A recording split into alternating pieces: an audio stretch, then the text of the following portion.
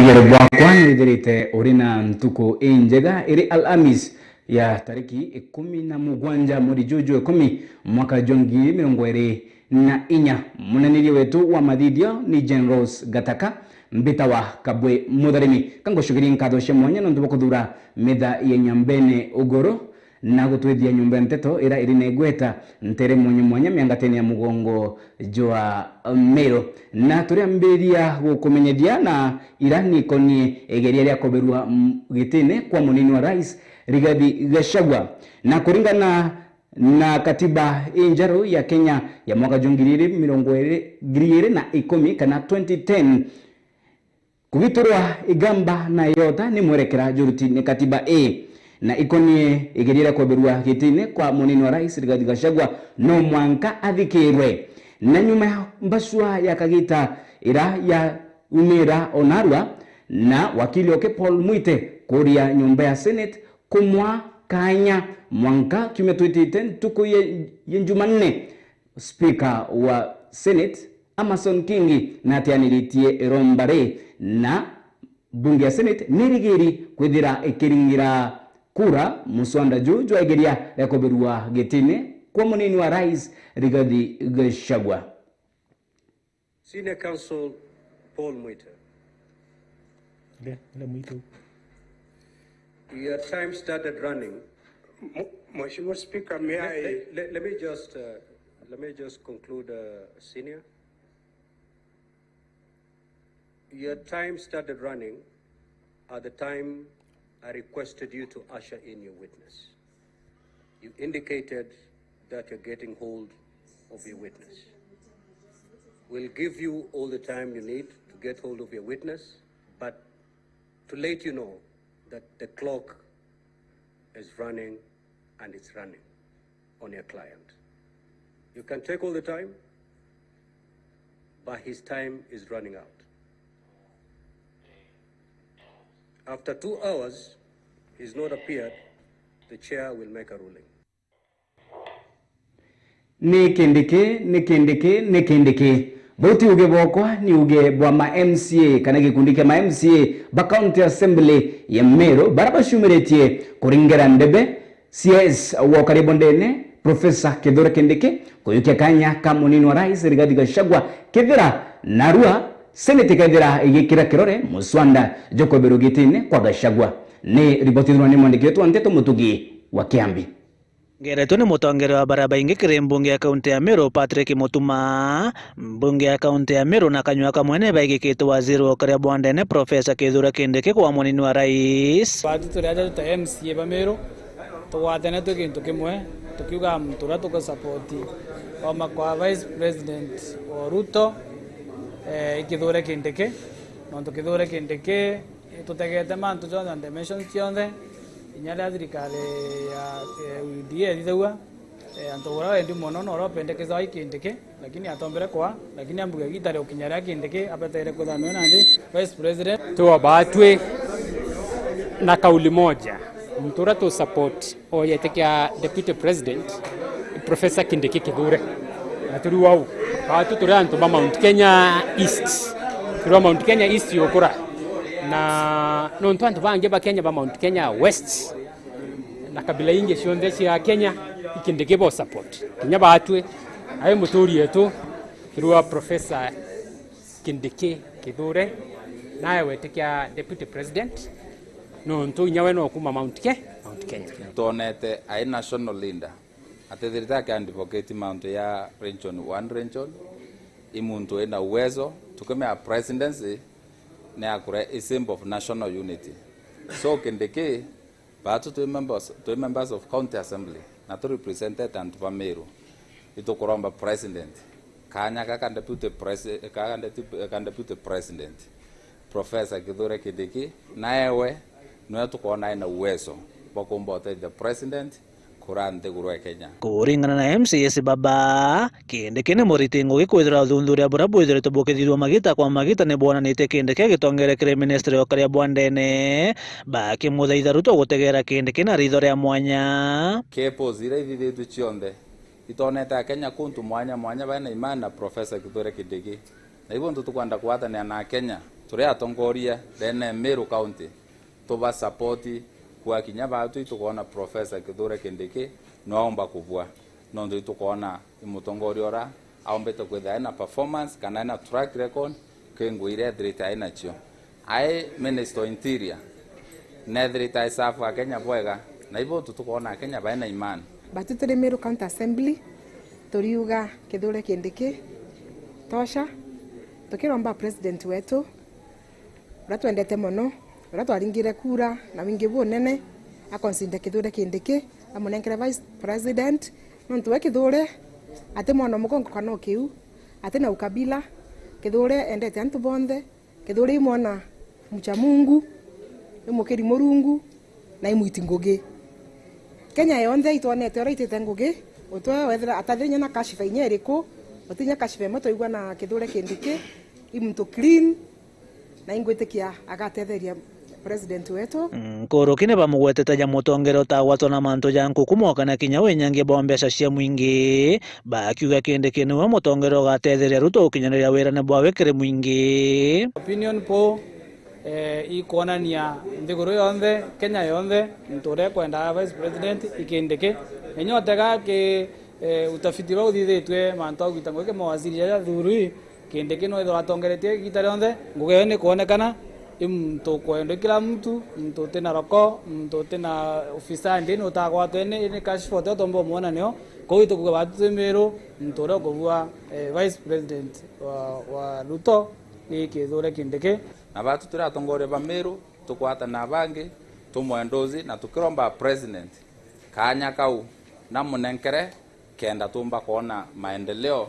kinya tumeta ruterero rwa Mount Kenya West kinya ruterero Mount rwa Meru tumba kuona maendeleo kuma ki national government na Meru yonthe na Kenya yonthe ethirere at peace na Kithure Kindiki as deputy president of the Republic of Kenya. Kiripotera Nyambene TV kuma ikaro binene bya mbunge ya kaunti ya Meru gishigo bunge kia North Mbita Mutugi wa Kiambi ni bwega Mutugi wa Kiambi eri ntuko ya gwikirwa ndombe kwa aritwa kuma cukuru ya Trailblazer irerekaga kaunti ya Meru aritwa na ciari batithite kugwirwa kwao akiaria mwarimu na kathite aritwa bakiuga ni baithirite bakirutaniria kiri mathomo jao na ni bari na mitire imega eri ntuko ya mambura ya gwikirwa ndombe kwa aritwa cukuru ya Trailblazers ciari batithite kugwirwa kwao kona aritwa bagikungwira ntuko emwe ya gitumi muno maishene yao wazazi wenye wako huko muniangalilie to ilinet gatweri muciari wa Trailblazers Academy oni joined Trailblazers Academy 2024 na school nkuona it's a transformational school no nto mwana kuma kweja ku na transformete zire ku atiko menya gicungu akimenya Kiswahili yake lakini nandega kwa gicungu kyonthe kirinya oni ntaraia ndandare class 8 na bwarimu ni bakathite mitire mega ya aritwa na ngwataniro ya ciari ira baithirite bakibanenkera. Majina naitwa mwalimu Winnie kutoka shule ya Meru Trailblazers, shule ambayo tunaipenda sana. Tunashukuru Mungu kwa siku ya leo, imekuwa siku ya ajabu ambayo tulikuwa tunasherekea graduation ya mwaka wa 2024. This is a good school because since I brought my kids, I have two of them, one in grade 1 and the other one in PP1. I've seen a great improvement, and the kind of treatment that I have seen in this school is great. Children are appreciating even the environment wise, and it's a school that we can recommend for the parents around Meru, or those that are aspiring to relocate to Meru. So you are much welcome to our school because it's a school with future. As our motto read, is a center of excellence and is a good school. It's a unique school, mahali ambapo watoto wetu wanafunzwa mambo mengi na mambo tofauti. They know how to speak English and it is good English. That is from playgroup. Shule yetu iko na playgroup mpaka grade 4. Kiripotera Nyambene TV ni Kabwe Mudharimi.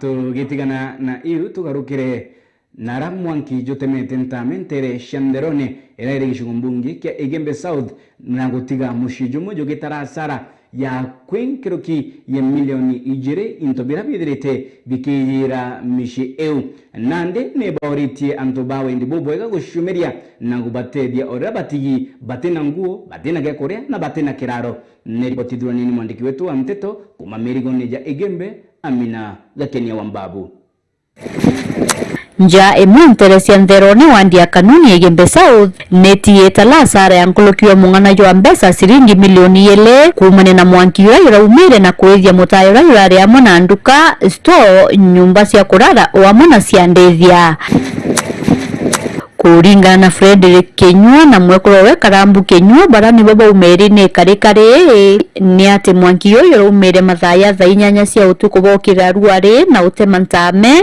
ara utire gintu kiraomba kuono kwe karikeneri beto Frederick ni biashara kuma ntherone ndio kira utuko into tha inyanya nde bironguko ikitheta ndio kira ndombera kuona mwanki no yumita no kinguko na mwanki yoambera kwithinta byakwa bionde na ndone mwanki ndetere ndomba wakwa kana na mwekuru nda matuka ndela kana nja mwekuru nda so nda mukuru muna nda mutoria nja mwanki yoambera kwithinta byakwa bionde bionde radio venduka yaira bionde ntobe bya around milioni yele nyimbo cia ira niyo twambite otura au mutaya ni cia ira cionda niyo twambite otura family yakwa ni cia ira cionda chathira kinya nguo tutone nyewikira mukuro kwa nararikirio gumbitia umbokia wetha inyanya cio tuko ndio kira ndio arikiria kuona mwanki nau nyumba no tututwire pointi ine ithano iko twikite ngui na ikunya twina family yetu kwa mbua inda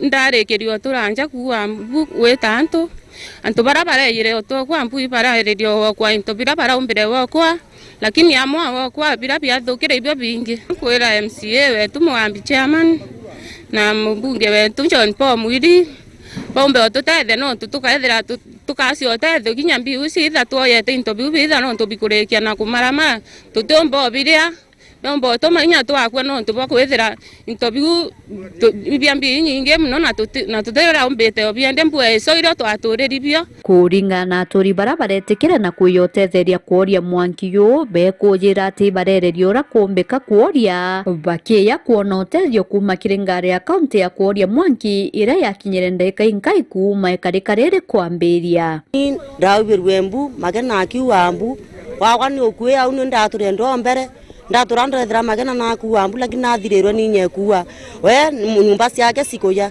mbua une ndaetira njire ntherone nkiua ito mukai murungu na antu bantherone be batutethie no nto nyumba cia muntu wetora twendete muno ya Frederick magena ikuya riu antu ibaraturire na betura mbua nyumba ni irari ciekuya kwe cionthe ndethire mwanki yundone yaka kinya bonthe bathirira nyumba lakini watuika murungu hotethia ni nto bio age biathirire bata uti muntu urakwe lakini mbodi na mgoko bionthe biathirire ratureye twethira mwanki ukuimba twamba tukiona antu botura kinya ngari yongwa twakamatire tuturia barabarene na kwa sto kwerera ari nyuma kwina nyumba inya nyuma iraiki kujura na interview biondo tibe turombere wokwa na tukija interview chitia milioni ire na mbecha iguru na raturerio wokwa toka twalilile tukona mburi ni iracha tambuka tukija mwanki jo sindire turererie kuoria wale ma ate turingekita muno no tukinya kura tutemena tukaura wala kali jakamukunjo iria tu ende mwanka thai ati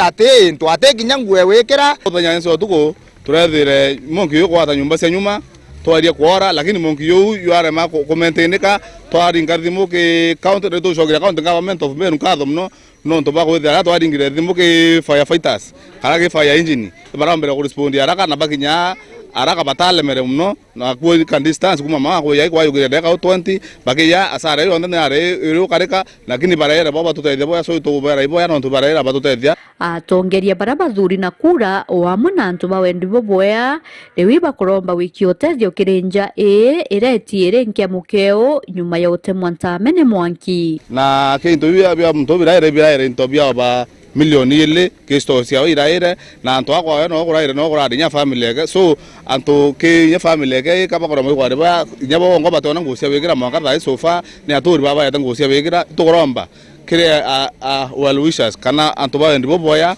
amona tongo beto bombe tutethia tumbe kwakisha ana baba mtoba kuona ntuko kwa mama no ntuma ngada ayo tuko toebela tuteko me ina ntu baba kama mama batena ntu kwa mama so itugure kira ko mtomba kwa dire ne batiri abana ara musi kagera ko mtongo ore ba kude antu bai bati na ba ore bati oruare bone aba ba ko mama inkoromba nkiwa MCA wetu mwambi nkaromba nkauona na kaduri murungi karomba nkauona mama ngabana karomba nkauwa karambu kailemia bonde bakwamela na bamithika lentore bonde bakwamela iyo twanto bati batekunda kanaroma mwanka thai kaumoka mwankio kate kumenywa no te muntu kinya umwe urata uturo bwawe kirikarikari kuma thoko ya Ntherone wandia kanuni egembe South Beta wa Minaga Kenya Wambabu Antone akoningwa na Antone amedha ya Nyambene Ugoro pole hikinyere mushi jwa Frederick Kinywa orachamanitie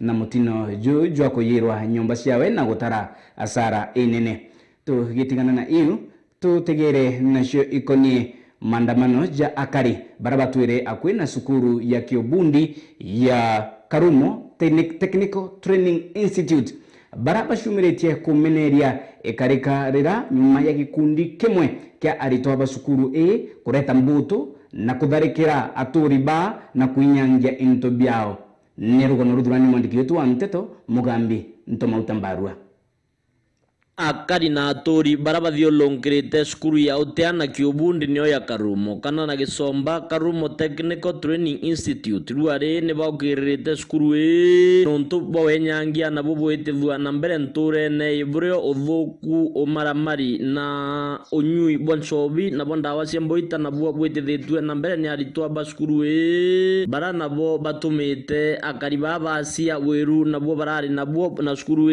batu bira bio tuchumbura mwanka thai irieto aritwa bawito anyways nende bira bio turiaria batu gwikinya themwe batu kirio magaindi bakulukira inya thirikari kwa tuika ibo ba kontrol athwana nzima na batu me kontrol na thiri ba me kontrol na kurantu ntuko itekura yako nyumba baraora ite ichicho yonde mwanka bathiria na mwanka thaire ngi utuko barendelere kura ichicho yani barichiete kibo thirikari bariwa batokire nyaborichi ende birabi uturiaria kinyaborichi nabo bairingirwa thimu baeta kinya kuitabura kururira antu barabara indira bambiriria andwa borichi bateweta ende batutu ingwende yanthaka eturiani stage ya umwena mami sibitari thai wengo ina unangi na mwekuru umwe yakulukite na ate kumekira kikwendelea batutambwe nya mwekuru kana mukuru yani batu kirini unjesi ya thwana ire athwana yani utebo bakuria na mandwera ya uturiaria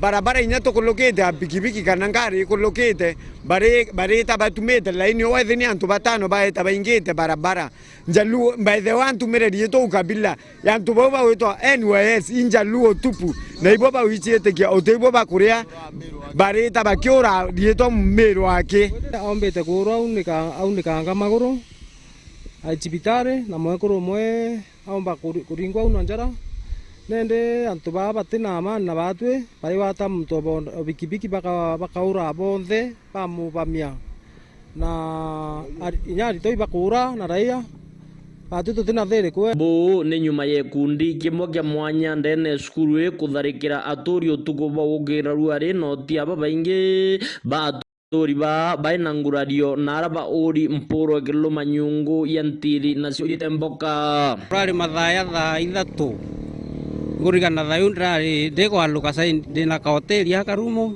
nda ndiko aluka kuthurania nguo ciakwa na nyuma ino ndaigirwa ake ndero kumeonda ukianguira nda ndiko ukienda tonya acho nyumba nda mbita kainge mwali uyo front ngita ndrethanire abo ndaringanirwa murango ngia kwe utoka bo kuendelea ilo ndre ya kumtokoro na temeanga ikimindo ngai mbinda kuelewa bamutawa nkudura kuru utuko baikite maiga njirene na uyonthe uteona ukulukira na kunanga nduka kunanga kura kuthukangia na unya machicho yekiri bucheri maploti baya bakaela mkomongo bakaringa nyumba mtu amami no aomba kwithirwa karingwa ende baunangite nyumba buthugu mono itumiriu akaribana bo bakuria ministry egithomo ukilukira utongoria boskuru e Karumo weka ikaro ate ka turi na ritoba kenda uswira ntaira thina nyo yetete na mbere gwimba iture nira Karumo bire tukuromba thai batu imuchemanio kana osiezi aite araniria abo ari akwaraniria abo kuma wende batu tukowinya batu punda amechoka atu turomba twawe thirikari yokaria usalama tukarakie nao nuntu tutena amani nani nkiri hipotera Nyambene TV ndi Karumo na kokaria thwana tigania West nara ndwa ate ka aritwa na mwingi yetete na mbere mbeta mugambi ntomauta mbarua na ripoti ya mpakanya ga kunogoka nkunde kikombe kerwe ukethira ukiumaruka nonto nkethira ngichokera gukumenyedia ira ingi tukubanganiretie amethene yo Nyambene Ugoro.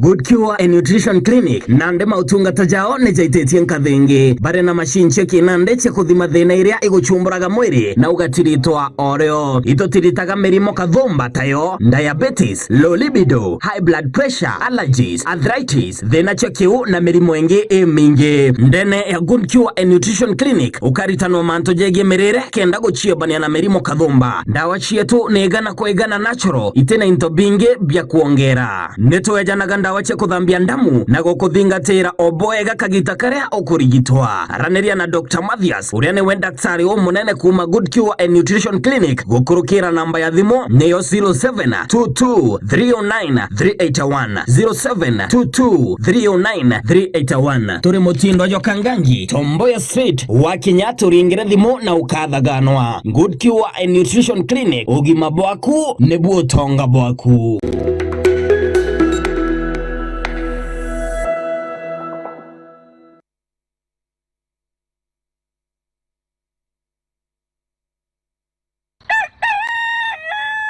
Mugenia mero njote kuthara na kairiga kenkeni gaciari aja kathetune ka mumero.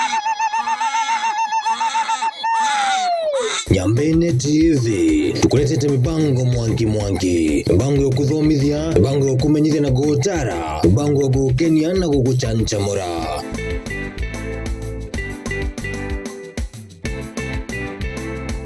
Tugakuletea nteto cia uma cia gwitikika na iri na uthio mwa miru na kinya omea miru. Nyambene TV niondaga cia kugwatithania mumiru kuma thushi mwanka ntunyire. Ithure Nyambene TV na Arua wegwatithania jareja kwegie. Nyambene TV njota ya Ameru.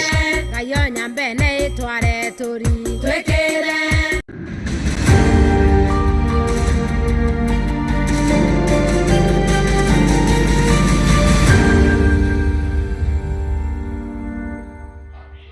Kaire ngagushugire nkatho nonto bokuthura mitha ya Nyambene Ugoro ka nkumenyithie ikonie siasa ira cithirite igita na mbere na aria Emmanuel Budi na ura kumeriria giti kia MCA wa Wandi ya Rwire Rwarera ashumiritie kuria mbeu mbithi batigetikiri gutumirwa bubwegi siasa ni siasa bara kuga ni bakuringa siasa itina kiguni kire akenya siasa irakuwa ni cia pesa nane ni ripotirwa ni mwandiki wetu wa Nteto Abel Konyia.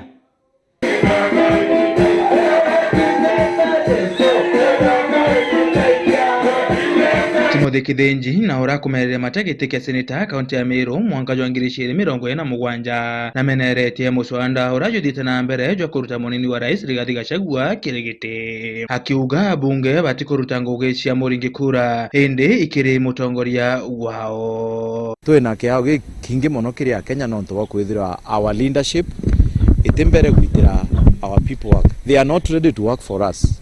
They are basically working for themselves and working for whoever is paying them. Personally, I think the president and the deputy came as an item. They should be impeached, both of them. Kithenji narombete mbia umbithi kwishumiria kiri utongoria kenda mwingi juona uthii na mbere. MP ya legislature kieto gita abati gwita ngwena mind ya wena independent bure akona ibu abati kugita baga kari motions ciao na baka argue baga tumira president ame making bill ka karega achokia. Lakini what we are seeing with our leaders better ko negotiate ya president kethe atuthithia bobo ka atukathithia, which is not supposed to be like that. We encourage young people tonye ni tebia uongozi na inya tu ingwe turonera inya to ara 50 unega na tuti utetheka kwa this time tukanengera ora tukuona ageta na opie tu ete atutethie no ntu tibungi buga atutethia. This country requires a good leader. Now that good leader must be found amongst ourselves. Now onija Timothy Meru ngera youth bonde tafadhali dingate inyuma na nkabone na aratugeta na muthia kithenji akiariria ugaruruku bwa NHIF kuthi kwa SHA na ugite some of us we were moved to SHA forcefully tulitumia SMS. Why were we moved forcefully? Why weren't I explained why am I being moved from NHIF to SHA and why couldn't it be an option kwethira ku NHIF kukue kuko na SHA mtu aende ile anataka ama because they are overwhelming us vitu into being so many things chiko change na change ora so iko overwhelmanto. Kiripotera Nyambene TV ndege shigombunge kya bore mbita Abel Konyia ni mwega Abel Konyia. Fantas Majao orani mukadirigete wa Meru Coffee Millers na mwandiki munene wa ngwataniro ya arimi bakaua na kimonimoni National Coffee Cooperative Union na urithirikari gwika mitaratara ya gukiria urimi bwakaua kenda arimi baithira bakigunika nkiro kina urithirikari kwithira ikia arimi fertilizer ya magurija kuguna muguko jwa arimi bakaua. Ni ribotithwa ni mwandiki wetu Nteto Festus M Mweti. Ntazimajao ora ni mukaririgite wa Meru Coffee Millers na mwandiki munene wa ngwataniro ya National Coffee Cooperative Union arombete thirikari kunenkera arimi fertilizer ya magurija nthi ni ugukinyaniria mugaruruku jara kwandikithwa kimerene giki. Ntazimajao chairman wa Meru Central Coffee Union, organizing secretary wa kiama gia kawa ndene Kenya kira gitagwa NACU, combination ya 33 coffee growing areas andu bakaua tutekwerwa nimbio tuma majanja uletora bo subsidy na itoromba thirikari tutegere ketha baina during the reforms iko thithua ibabangite gwitithia kawa kuma kiru ijere ire ketha presently mpanga around 10 for the next 3 years na nguwe tiombeke katutete na subsidy na thirikari egeria gutonyera nikenda twewa subsidy ya fertilizer ya kawa na tunengerwe yo the right time. Kwina waiver endelete within the country ntokuromba waiver yu ikethithua bautu torombete seriously kinya Meru etekeja utigirirwa society ya Meru cionde ya kawa ikitie marando yao na nikenda tumba kuma mutarano yo ya kuthugana ya mantu ya marando da cionde wewe kadhiyo twakena Kuruki na ririte mantu jegie mbea cia mukobo nicho chari fund akiuria arimi kuigwatira kigena giki gukurukira new KPCU onde arombete thirikari gukurukira mubunge wa South Imenti gocho antaira nkuruki kuongera maketha ja kaoa. Chari fund no eleku ne reta through KPCU, the new KPCU nebo that is where it is domiciled. Bande ali member bonde babenda kuromba nyemeria self fund bande ka barua through the society bageta wa KPCU na mwisho na bakaya wa mbeshe yu lakini ndene Meru ni kwani mbeshe yu alimi bataki ya stage ile kumenya ni kuromba seriously ya percentage nini na maromba jeto ne thirikari gatonyera ne kyo kuromba akinya mheshimiwa Sadrak atutetherie tumba ku build production ya kawa kuma kilo ijere ku produce thai patri mpanga kilo 10. Kiripotera Nyambene TV kuma South Imenti Beta Festus M Mweti. Meru County Commissioner Jacob Ouma narutite mukana jumurito kiri raia bara kuga nibagukundira kiri kajuga kamwe na amba bandede baraba twikite mpanga kiri arithi kuma mwirigone Jotiania na Igembe ne rugono rudurani mwandikito wa Nteto Maida Fasi. Geria intere chakandebene county commissioner wa Meru Njiko Bwouma na rutete mukana yunene kiria Meru baraku gaiba kuwatarana na maitha kiri kwigithia ndithi chia Meru wamba burabu chachite ndonda chinyambene. Tuwe na antu wetu wa hapa wanashirikiana na watu wa kule kuja kuharibu sisi hapa, na mimi nataka kuwatangazia hapa, nitawafanya mbaya. Nitawafanya namna gani? Nitauma hawa na nitawauma vizuri. Kwa hivyo mama, chunguza kama mzee yako anakaa hiyo design, mwambie ataumwa, na ujui nitauma yeye wapi.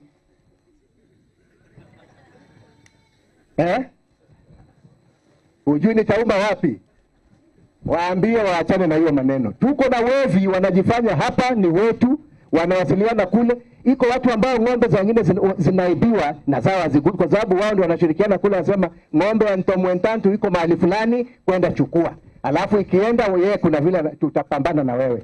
Tutaki hiyo usaliti. Ona kuririte metho bunene mabitha ba NPR barabati kurita ngwibura kubatere. NPR ambaye hawezi kuchunga mali ya wananchi arudishe hiyo bunduki. Hakuna bunduki ya kuchunga maharagwe, hakuna bunduki ya kuchunga boma, hakuna bunduki ya kuchunga sigara ikipelekwa masokoni, hakuna bunduki ya kuchunga bibi, kwa sababu wewe unachunga bibi na bunduki. Hii bibi ni mwenye bunduki. Tumepeana kazi gani? Kuchunga maisha na mali ya wananchi. Kwa hivyo kama iko mtu anachunga manyanya huko kwa mashamba, anachunga maharagwe huko, anachunga bibi asitoroke na bunduki, sisi tutachukua bunduki yetu, yeye awachane na sisi. Na girimantu yako ni ntano chiana bari. Nani amekuambia wewe unajua kutengeneza msichana kuliko Mungu? Baada kwenda kukata utamu ya wasichana mnatupa, mnasema mna nini? Mnataka kuharibu sasa kasi ya Mungu. Hiyo tumekataa, shindwe. Ageruta mukana yunene kirima sibwanini bo amwe na bitha bonde bathirikari uromba kwithirwa kiwatikana na mantu taya. Kama iko chifu, assistant chief ama afisa wa serikali anashiriki, awe ni mfanyikazi wa hospitali ama nini, ambaye bado anataka kutuendesha ndani ya mila potofu ya kuharibu kiumbe cha Mungu, wewe unakwenda kuingia kwa kitu ambacho hujawahi tengenezwa, ujui vile inatengenezwa. Hata shule sisi hatu kusomeshwa vile inatengenezwa. Wewe unakuja kuichokora kwa nini? Kwa nini unakwenda kuchokora? Alafu unaenda kanisa unaanza kuimba huko tu kutendereza Yesu na unafanya vitu ya shetani. Mimi natoa onyo. Antu wetu, dunia imesonga, tuondokee vitu ambayo haina mwelekeo. Kitu ya mtoto ikikatwa na mama ingine anatembea na visu ingine ajabu ajabu, shauri yako. Kwa hivyo tafuta hiyo akina mama wanafanya kamata.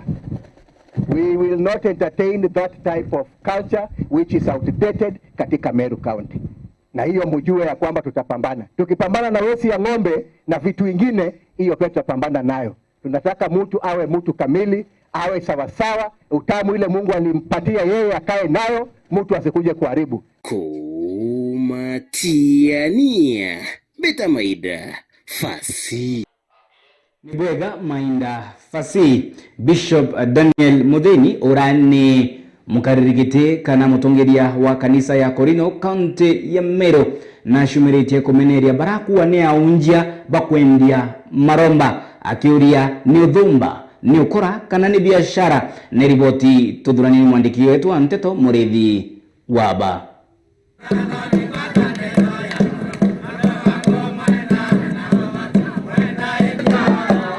Tongeria bakanisa ibashumirite na kuga ati maromba jatibaterio kwithwa yakire agwa no ciringi kana ndururu nondu bwa kwithwa waewe kewa gya kurombanagira utheri na ubati kweja na utheri.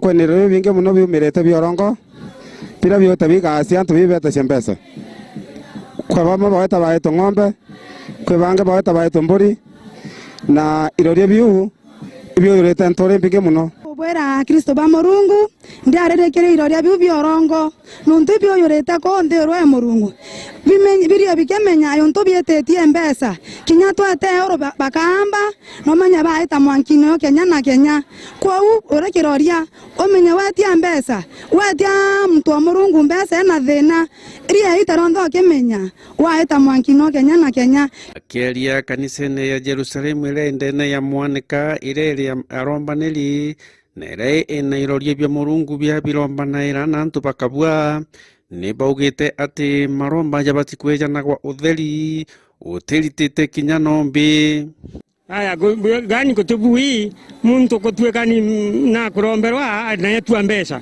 kubati otweke woe no kuromberwa utheri biri kuteno byo wetwa kana werwa no atia ubati kuromberwa ukethwa kiona kiama ki Murungu Kuruki Bishop Kialia na reketie kuga ati muntu ura wetagie kinyanguku kana mbi oute wa kuma ki Murungu ende maromba jau ja kuma nkomene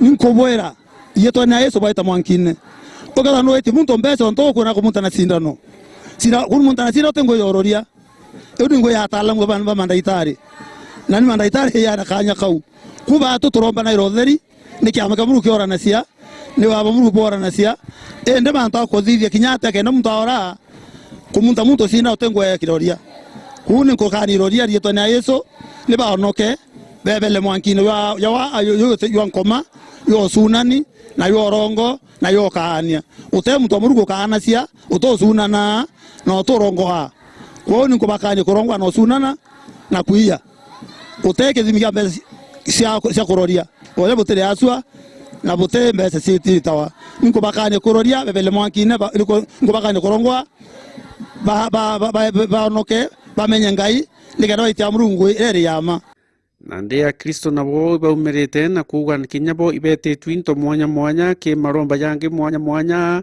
na bakauga kujira ate maromba jau jatebuwi no tukinyabo mwabao baitaga into bibi na batebujaga kumantore ne kiwanja winda etu morimo baete ntomba komeria na utebyo ndare ya yanda yera o ndenda arombe na ndarorerua ndona kiama kia Murungu mbere ninde tata sibitare sionda mankachogoria tota toengwa toro tusoke akembetere kunde mbusie yanda yere ao ndayenda arorerua ao Jerusalem thingiri ndayenda arorerua ndaromberwa ndaora noteke ntunde tunyambika nambi mweti na mwete ntoeta moto na nivisiki na kanisa ya Makirona Opcom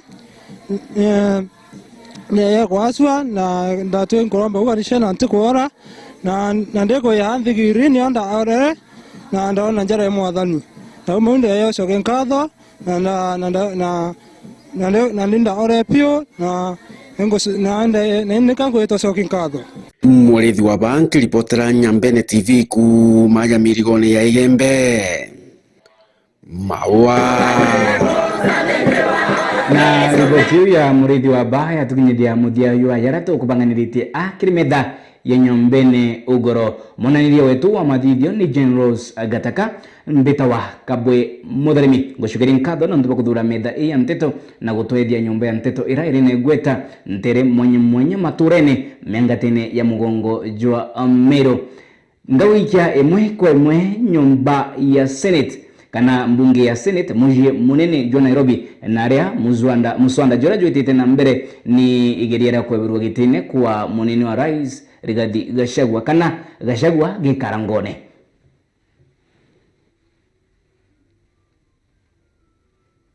It's a gathering of just a few people, and I have watched many people say that pundits on the television, including none other than the deputy president himself, who on many occasions, including last weekend in Embu, has said that his only faith is in the courts of the Republic of Kenya and nothing about this particular house.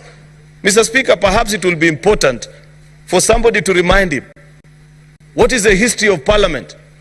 Parliament is a gathering of all Kenyans. I have said many times, Mr. Speaker, that because it is not possible for all the 50 million Kenyans to meet at one place and agree on issues, Mr. Speaker, they agreed to do so through their representatives, Article 2 of our Constitution, Mr. Speaker. And therefore, A gathering of a House of Parliament, Mr. Speaker, cannot simply be wished away by being described that a few members either overturning or undermining the will of the people of Kenya. I believe Kenyans speak directly through the election or indirectly through their elected representatives, who are the people in the National Assembly, in Senate, in our county assembly. And therefore, Mr. Speaker, when institutions of accountability are dispensing their constitutional mandate, such as what we are doing today, Mr. Speaker, if you respect our constitution, then respect the outcome and the processes that have been initiated and concluded in houses of parliament, Mr. Speaker, just as you do with courts of law. And I appreciate, Mr. Speaker, that on many accounts, I know this process has attracted close to 30 petitions in our courts of law. And I agree with the learned judges that have, Mr. Speaker, made a determination that you allow Parliament to conclude on its processes such that anybody who's not satisfied with the outcome, Mr. Speaker, can exercise their right to appeal. And therefore, Mr. Speaker, in the interest of time and knowing that many of my colleagues want to speak to this particular issue, I want to conclude it at that and request that the Senate Minority Leader, retired Justice Stewart Mazaya, the Senator for Kilifi, does go ahead and second this motion. I thank you, Mr. Speaker.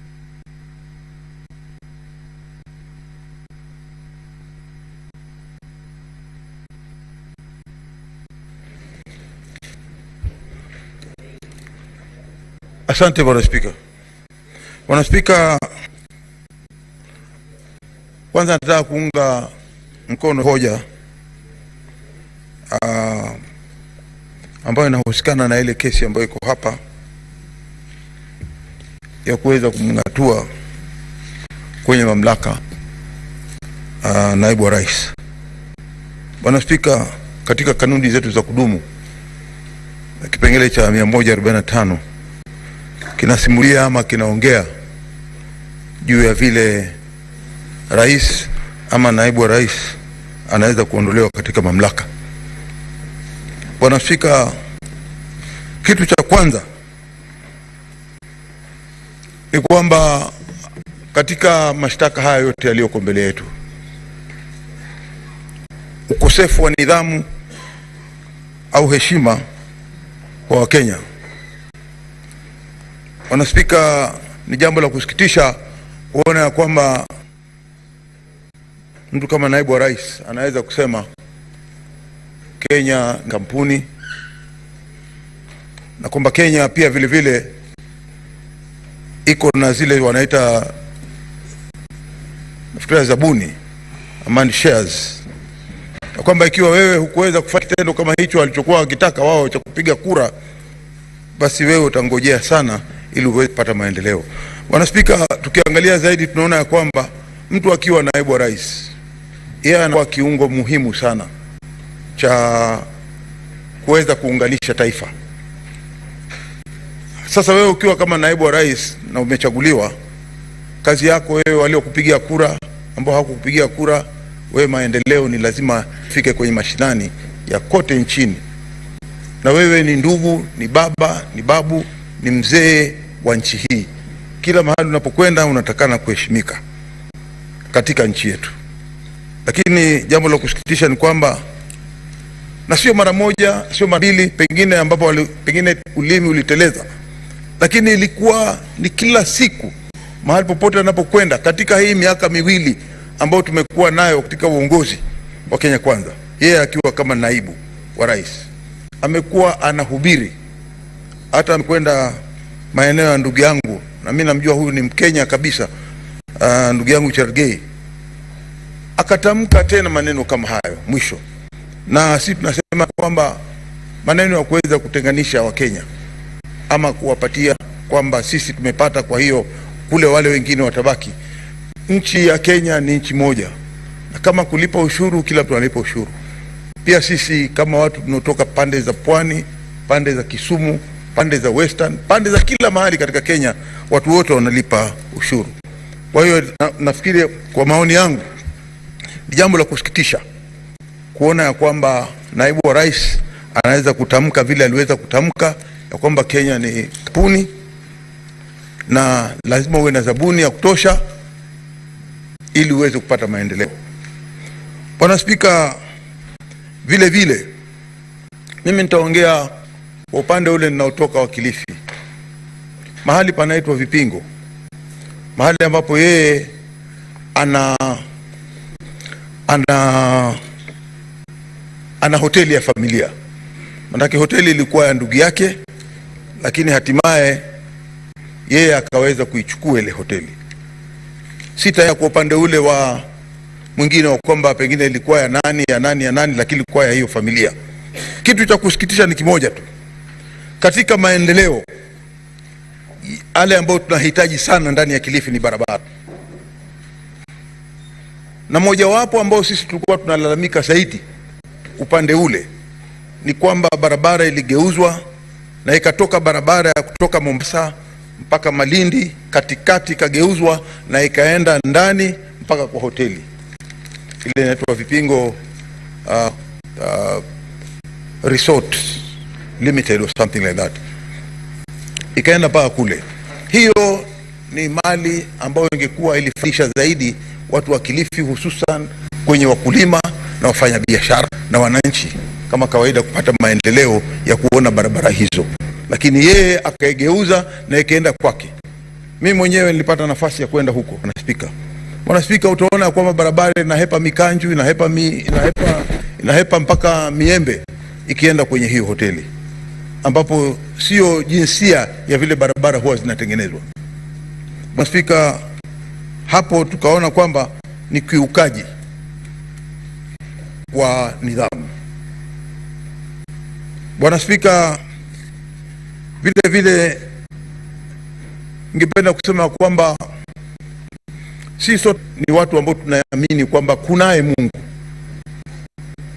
na ukimkosea yeye mwenyewe huwa anajua kuna wakati fulani takuja kukuadhibu. Bwana Spika, tumeona ya kwamba wale ambao walikuwa wamekosewa hivi sasa kuna malipo ambayo yanaendelea. Bwana Spika, tukiangalia haya malipo ni kwamba imetokea kwamba zile mali zote, watoto wote wale wa yule ndugu yake mkubwa aliyefariki. Jambo la kusikitisha kuona ya kwamba mimi ama ndugu yangu yoyote hapa ndani ya Senate hatuombi, lakini ukifa kama mali yako haitakwenda kwa watoto wako, inaenda kwa ndugu yako na bibi yake na watoto wake. Tunaona hiyo pia ni ukosefu wa kuona nidhamu ndani ya familia, ambao wewe kama kiongozi wa familia unatakana uilinde na uitunze. Naona kwamba wameweza kupata maendeleo. Bwana Spika, ya mwisho ambao nataka kusema kwa hivi sasa ni kwamba wajane wanapolia Mwenyezi Mungu hujibu, na nafikiria wakati wa kujibu sasa umefika. Kwa hiyo asiweze kulaumu mtu yote. Hapa ndani ya hili bunge tumeangalia, hakuna kwa upendeleo upande huu ama upande huu. Tunasema ya kwamba haki itendeke. Mwisho nataka kusema ya kwamba pia kuna ile ya kwamba ikiwa tuko katika timu kama wewe katika cabinet, vile vile Bwana Spika, tunaona ya kwamba katika yeye akiwa kama mmoja wapo wale watu ambao wanaketi katika kamati ile ya kuangalia katika nchi ya ujasusi, yale NIS, alitamka mambo ambayo yalikuwa hayafai ya kuweza kulaumu kiongozi wa ujasusi, ambapo haikuwa maana yoyote. Kama kulikuwa kuna nia ya kusema kitendo kama hicho, angekuwa alimuita kamishna yule wa polisi aji njoo hapa, na akamuita yule mkuu wa ujasusi njoo hapa, na akaketisha pamoja. Je, wewe mkuu wa ujasusi uliweza kupeleka ripoti yako kwa mkuu wa polisi? Ama akaulizwa yule akijibu akasema amepata ama hakupata. Lakini kwenda kwa mkutano wa hadhara kuanza kusema mtu fulani hafanyi kazi ndani ya ofisi yake, hilo lilikuwa ni kosa kubwa sana, na ambalo huwezi kuficha siri ya yale yatendeka katika ujasusi, katika ile kazi zao za ujasusi. Bwana Spika, kwa vile mimi ninaona njia ambayo ameelekea na kazi zake hakuweza kuelekea kisawasawa, na mimi kwa maoni yangu, na najua ndio maoni ya wengi, imeonelea kwamba hapa sababu hizi ambazo zililetwa ya kwamba aliweza kukosea utendakazi wake aondolewe katika mamlaka. Naunga hoji. Asante Bwana Spika.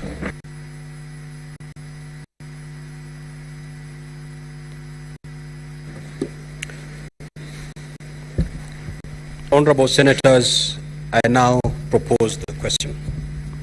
They are aware that the National Assembly on the 8th of October 2024 resolved with support of 282 members, being at least 2,000 of all members of the National Assembly, that pursuant to the provisions of Article 145(2), as read Article 151(b) and 2 of the Constitution, and Standing Order 65(2) of the National Assembly Standing Orders, His Excellency Rigathi Gachagua EGH, Deputy President of the Republic of Kenya, be removed from office by impeachment on the grounds specified in the special motion.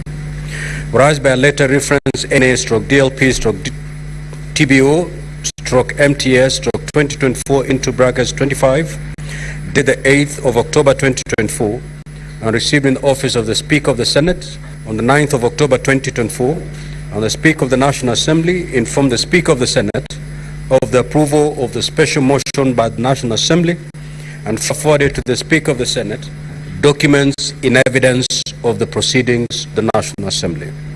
Further, whereas pursuant to Article 145 as with Article 151(b) and 2 of the Constitution, and Standing Order 78 and 79 of the Senate Standing Orders, the Senate had the National Assembly on the grounds for the proposed removal from office by impeachment of His Excellency Rigathi Gachagua EGH, Deputy President of the Republic of Kenya.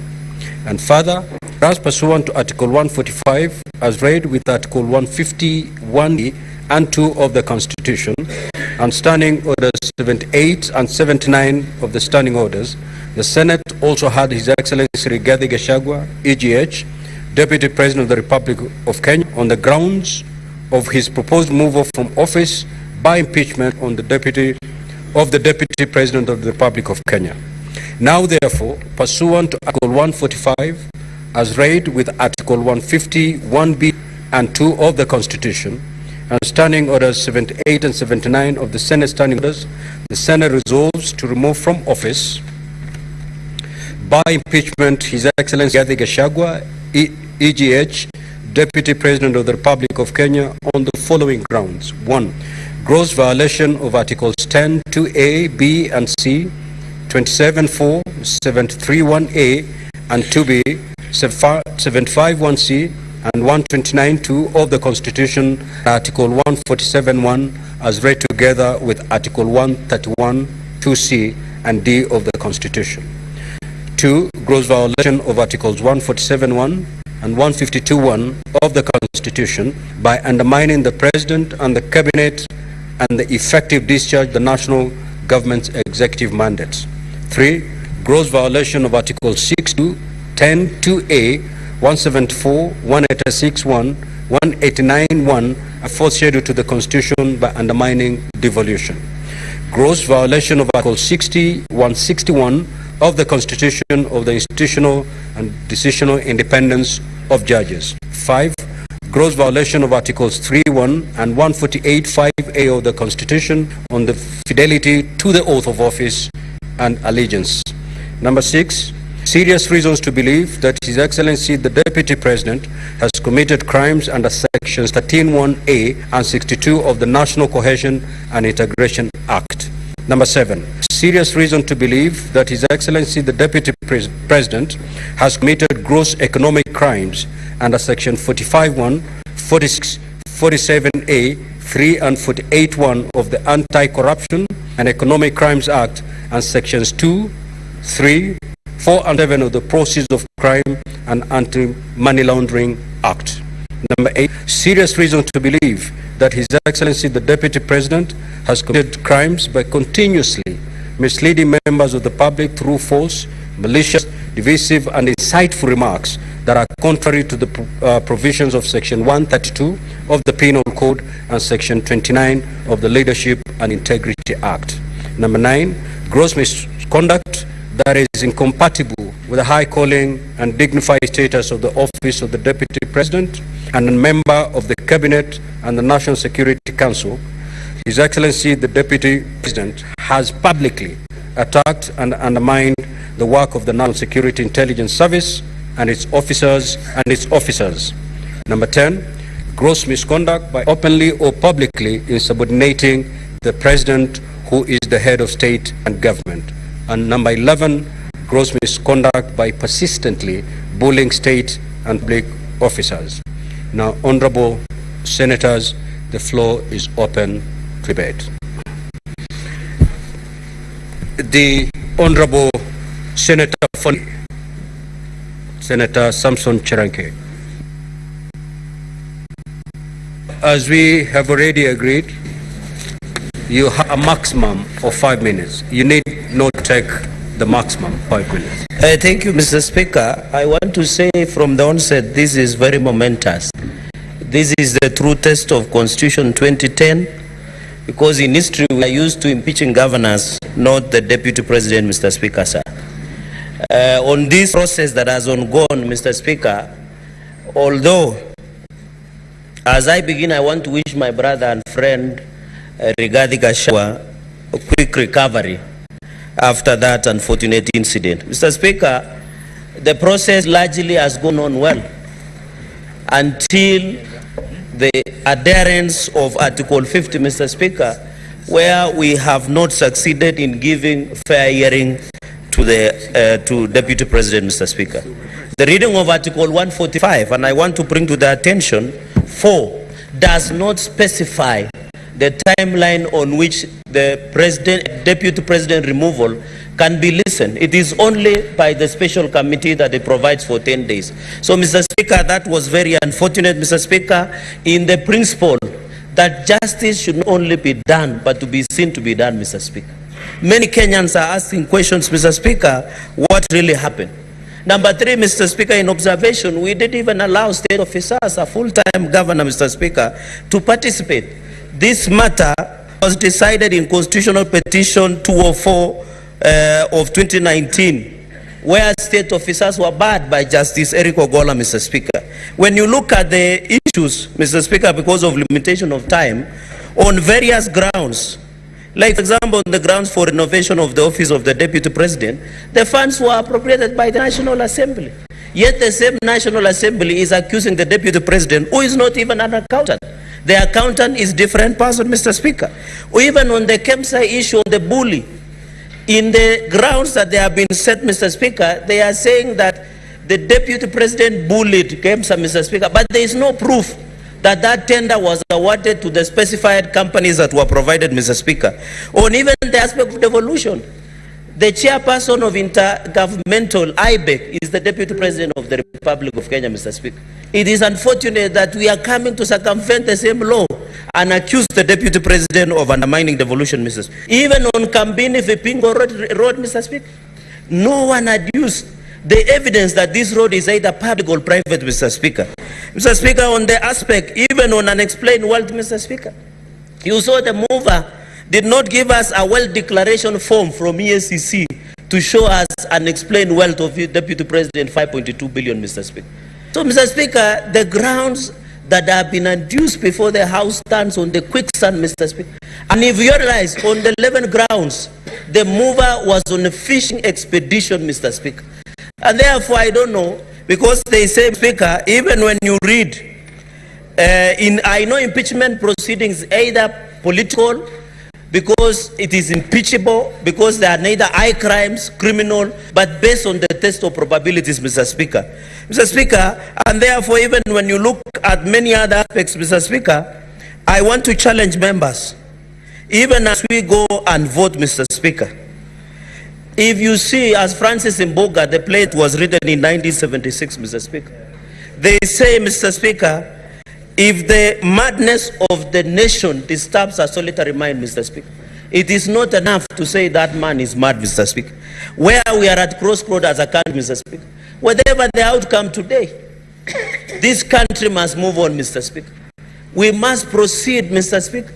I know after today, the decision that we'll make today is not about the Deputy President. It is about justice to Deputy President, justice to the people of Kenya, justice to each and every Kenyan who voted for the Deputy President, Mr. Speaker.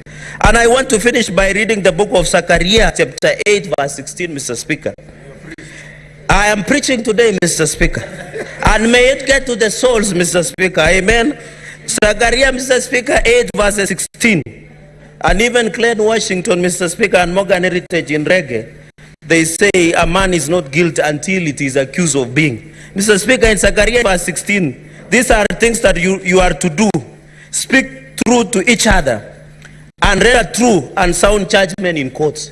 Senate, my colleagues, by the time you cast your vote, think about it. It is not about Rigathi. It is not about anybody else. It is about the Republic of Kenya. Our children, our nation, Mr. Speaker. I finish by saying...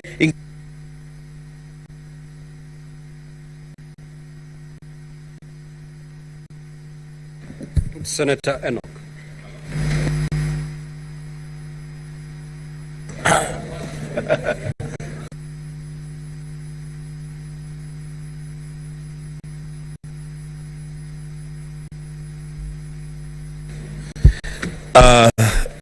Thank you, Mr. Speaker.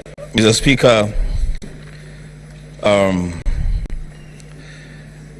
there is a reason why my colleagues call me bishop, others call me pastor. Mr. Speaker, the book of Deuteronomy, chapter 19, from verse 18 to 19. It says that the judges shall inquire diligently, and if the witness is a false witness and has accused his brother falsely, then you, the judges, shall do to him as he had meant to do to his brother. So you shall purge the evil from your midst. Mr. Speaker, I did not know that I would be a senator in Kenya at such a time as this, being called upon to judge between the National Assembly and the Deputy President of the Republic of Kenya through a motion brought here by one Honorable Mwengi Mutuse. But Mr. Speaker, here we are, and where duty calls, I will answer the call with courage and guided by a deep desire for that which is good for our nation. Mr. Speaker, I would have expected that the crumbling relationships within the Kenya Kwanza administration would perhaps have been handled within their PG or their NEC and resolved there. But because they have chosen this path, Mr. Speaker, they have made their bed, they must lie on it. Speaker, the mover of the impeachment motion must have a very dim view of the Senate of the Republic of Kenya. He comes to us with innuendos, falsehoods, sensational statements, and dropping of numbers without a shred of evidence. The Speaker, he begins his own illustration by saying sometimes in 2023. He goes on, the Speaker, to speak about at another forum in September 2024. Mr. Speaker, we are debating an impeachment motion of the Deputy President of the Republic of Kenya. The least that these judges would have expected, the least that this country would have expected, is due diligence on the mover of the motion. Getting every event and every date right, in fact, going down to the minute, to the second. This is a serious issue, Mr. Speaker. Mr. Speaker, because of time, I will say two things. One, let it be known to this House and to this country that those of us who subscribe to the ideals of the Azimio One Kenya Alliance are totally and grossly opposed to the idea of a government of shareholding. We don't subscribe to that idea. We believe in an all-inclusive government where every person and every region have their space in this country. But Mr. Speaker, when that matter was presented to us as an accusation, as a ground for impeachment of the Deputy President, during cross-examination and going through the evidence table before the Senate, it is clear to this House, it is clear to this country, that the idea of a government of shareholders is a foundational policy of the Kenya Kwanza administration. The signature for that policy is appended by none other than the party leader of the coalition, the President of the Republic of Kenya, the Speaker of the National Assembly, the Chief Cabinet Secretary, and Mr. Speaker, I would dare say, don't drag the Speaker of the Senate to this because it's not parties. Mr.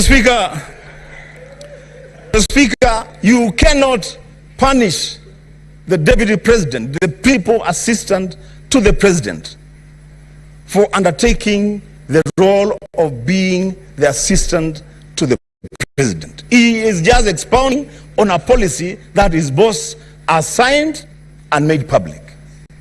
The Speaker, oh my goodness. The Speaker, lastly, if you allow me,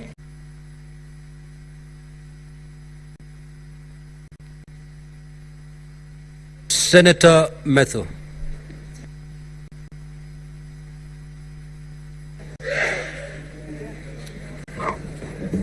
Thank you very much, Honorable Speaker. From the onset, allow me to say that I rise to oppose the motion of the removal by way of impeachment of the Deputy President of the Republic of Kenya. And Honorable Speaker, for the last 2 days, today and yesterday, we have been treated to a charade of allegations, accusations, which, in my opinion, have not been substantiated either by the mover of the motion, the Honorable Mwengi Mutuse, or the advocates who he came with, or the advocates that are on record for the National Assembly. And Honorable Speaker, I am actually quite surprised that one of the advocates who appear to represent the National Assembly tells us that the Honorable Mwengi Mutuse, his was only to allege. This is not a trial. He didn't have to substantiate. He only needed to allege, and out of the allegation, then it should be carried, and we need to remove Honorable Deputy President from office. Honorable Speaker, looking at the evidence that the Honorable Mwengi Mutuse put in his motion, and the cross-examination that was here, the evidence that he brought to the House, he had 22 companies that he had listed. And when questions were running to him, what problem do you have with the company number 1? I don't have a problem with it. Maybe you will have a problem in future. But the Deputy President must be removed from office. What do you have what problem do you have with company number 2? I don't have a problem with it. But it might have a problem in future, and the Deputy President must be removed from office. And he kept telling us, I don't have a problem with the next one, the next one, the next one, the next one, but the Deputy President has to be removed from office. Honorable Speaker, I posed a question to the Honorable Mwengi Mutuse. He alleged that the Deputy President has a dairy farm in Nyambene County. The fairest thing, or the least that anybody would do to such an accusation, you need to tell us where in Nyandarua is this land. At least remotely tell us what is the title number, so that even if, as the area senator, if I want to verify that indeed the Deputy President has a dairy farm in Nyandarua, there is something that I can look at. Honorable Speaker, he said, I don't know, but the Deputy President has to be removed because it is time to remove the Deputy President. On the question about Meru, where is the title number? I don't have it, but the Deputy President has to be removed from office. His wealth is 5.2 billion. Have you done a valuation? I don't have a valuation. I don't have a valuation. I don't mind. The Deputy President has to be removed from office. There is no evidence that I have in record. I don't mind. The other funnier question that we had, Honorable Speaker, is that the Deputy President has an allegation of insubordination. And the insubordination can only be sanctioned by the immediate supervisor of the Deputy President. The immediate supervisor of the Deputy President is the President. Is there any affidavit that the President has complained that there has been insubordination by his own deputy? Nothing. But the only thing that I would want to hold on to on this particular allegation of the Deputy President having alleged to have insubordinated his immediate supervisor. Since this motion of impeachment started, we have not had any comment from the President, either saying what has been alleged by Honorable Mwengi Mutuse is true or not true. So I want to believe that beyond the owner of the motion of the Honorable Mwengi Mutuse, the President is the bigger owner, because he has not denied that this is there has been an insubordination. And my comment would be this: this divorce that the President is looking for, you shall get it, but it will be painful, it will be hurtful, it will be catastrophic, it will have casualties. At the final vote that will be casted today, we might be the first casualties, but the casualties of today are not necessarily the casualties of tomorrow. And out of the vote that shall be taken, I'm speaking to our partners in the coalition and the other people who are here from ODM and the other parties. This vote that you shall take today, it is not in vain that the senator for Nyandarua, it is not in vain that the senator for Kiambu, it is not in vain that the senator for Muranga, it is not in vain that the senator for Laikipia, it is not in vain that the senator for Kirinyaga, with strict instructions from the people who elected this government, have told them to come and oppose the motion that is on this floor of the House. Honorable Speaker, I'm being disrupted. The point that I wanted to make is, it is not in vain that we have been instructed not to sanction this divorce. But if it comes, we shall take it in our strides. I want to tell the people who are here, the vote that we shall cast here, we shall not put it in our minds. We shall put it in our hearts. The people of the region that I have mentioned are at their lowest. We are calling on the senators who are here. It is time to stand with us. Finally, this motion had to be processed in a haste. We had to try a man in hospital because the only crime that Gachagua has committed is a political crime. So he had to be removed out of the way, whatever it will take, whether he's in hospital, whatever it will take, he has to get out of the way. That can only happen if it has the direct sanctioning of the President of the Republic of Kenya, His Excellency William Samoei Ruto. Senator Tom Ojenda.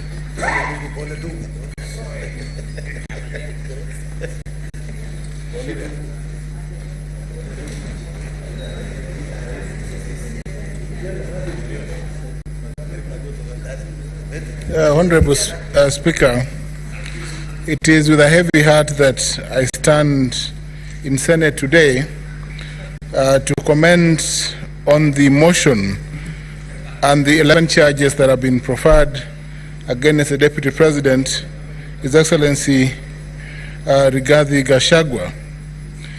During today's session, when the advocate for the Deputy President made a presentation, I posed a question to the advocate. And the question, Mr. Speaker, sir, related to the share question which informs count one. Count one is on gross violation of Article 10.2, Article 73, Article 75, 129, 147, and 131 of the Constitution. Mr. Speaker, sir, it is inconceivable that certain regions of this country, in view of the Deputy President, cannot and do not form part of the so-called, Mr. Speaker, sir, the shareholders in this country. To me, Mr. Speaker, sir, the shareholding question and paradigm that the Deputy President has so eloquently, for the longest time possible, stuck to since the election, is the lowest, Mr. Speaker, sir, that he has gone. It is the lowest, Mr. Speaker, sir, because this morning, the advocate was unable to respond to the shareholding percentage for Kisumu County, Siaya County, Migori and Homa Bay counties, Mombasa County, and many other counties, including West Pokot Trans Nzoia, Mandera, Marsabit, and Vihiga counties. Mr. Speaker, sir, the shareholding question violates expressly Article 10(2)(b) of the Constitution.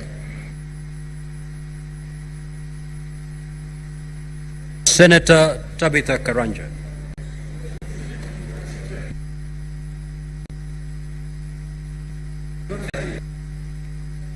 You have 2 more minutes. It's a system. Speaker, I thought that was rigging. I thought that was rigging. But Mr. Speaker, sir, may I move to just conclude, to move? Mr. Speaker, sir, the presidency of this country, and we have moved under Articles 145 to 150 of the Constitution to impeach the Honorable Deputy President. The embodiment of the role of the President at Article 131 of the Constitution, Mr. Speaker, sir, the President is the embodiment of this country. He represents this country, and therefore, Mr. Speaker, sir, any coalition agreements of any nature must crumble in the face of Article 131 upon election. The President and his deputy, who is his assistant, must, Mr. Speaker, sir, embrace the principles of inclusivity and Article 10 and be the face and represent all the people of this country. Submissions made by councils for the National Assembly to the effect, Mr. Speaker, sir, that any instrument, be it a political agreement deposited with the registrar, Mr. Speaker, sir, that violates this principle of necessity, Mr. Speaker, sir, are unconstitutional. And it is in the face, Mr. Speaker, sir, of this first count that I will vote in favor of the impeachment of the Deputy President. Mr. Speaker, the other counts that are set out and that relate to violation of the principles of national cohesion, Mr. Speaker, sir, have been proven by the submissions made before this House this afternoon. Violation of Article 147 and 152 of the Constitution have been proved as set out in the charges framed by the National Assembly. Mr. Speaker, for the first time, let me say this, that this country must pull together in one direction. And that direction, if the President, Mr. Speaker, sir, and the Deputy cannot work together, then the interests of this nation cannot be safeguarded by allowing the Deputy President to continue being in office if his ideals are clearly in contravention or oppose the ideals that are held by the President of this country. We must support His Excellency President Ruto to run this country in a coordinated manner that Mr. Speaker, sir, brings together all the citizens of this country in a manner that coalesces all the 45. Senator Tabitha Karanja.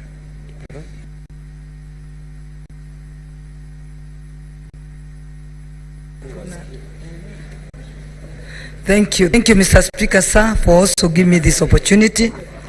And I want to take this opportunity and convey my pole to the Deputy President, and we wish him a quick recovery. The impeachment process is always very tedious and very tiring. Going through what His Excellency, the Deputy President, has gone through is not anything that you'd wish your relative or yourself to go through. So we tell him pole, and we wish him a quick recovery. Would have wished if he was here, at least when the senators are talking, he can represent himself. But unfortunately, the procedure must go on because we are time-bound. In this leadership, we must make decisions for the people of Kenya. As myself, Tabitha Karanja, the Senator of Nakuru County, I pray to God to give me wisdom to make the right decision for my people. I represent a county that is a home for 42 tribes. Nakuru represent Kenya. Meaning, I must make the right decision to ensure that there is peace in our county. But I want my Nakuru people to trust me, Nakuru people, the people I represent, that I will make the right decision for them. When you look at the economic front, we all know the people who lead the economy of this country. Let's say the manufacturing, the hotels, insurances, the finance institutions. Unfortunately, I also come from that world. I came from the business world. The people driving this economy, all what they want is to ensure that there's stability in this country. So that there's stability that can guarantee conducive environment for them to do business. The deputy position, the deputy president's position, or even the deputy governor's position is a position that we need to think about. If you look, it has a history that every deputy president is unlikely that they survive. But we need to have the firing and hiring to be given to the same person that hires. Rather than having those people bringing, after firing, they want to fire, they bring them to the floor of the Senate. I wish we can go back to the Moi regime, where they used to be sacked and nothing changes. They hire as another one tomorrow, the following morning. Fortunately, the political formation in this country have representation from different communities. I know we are always asking where we are, but when the boss says he doesn't want the person that is hired, a manager, it is very, very hard to say that you can save that person, because even if you save him, where is he going to work? He may even find the offices are locked. So I think he makes the right decision to ensure that this country moves, because all what we are looking for is stability of this country. And I know when I'm in this floor, if we're unlikely that we don't save the deputy president of the Republic of Kenya, the one we have, that deputy president came from one community. I just pray that that position will be returned to the same community. Thank you, Mr. Speaker, sir. Asante. Senator Okoit Omtata.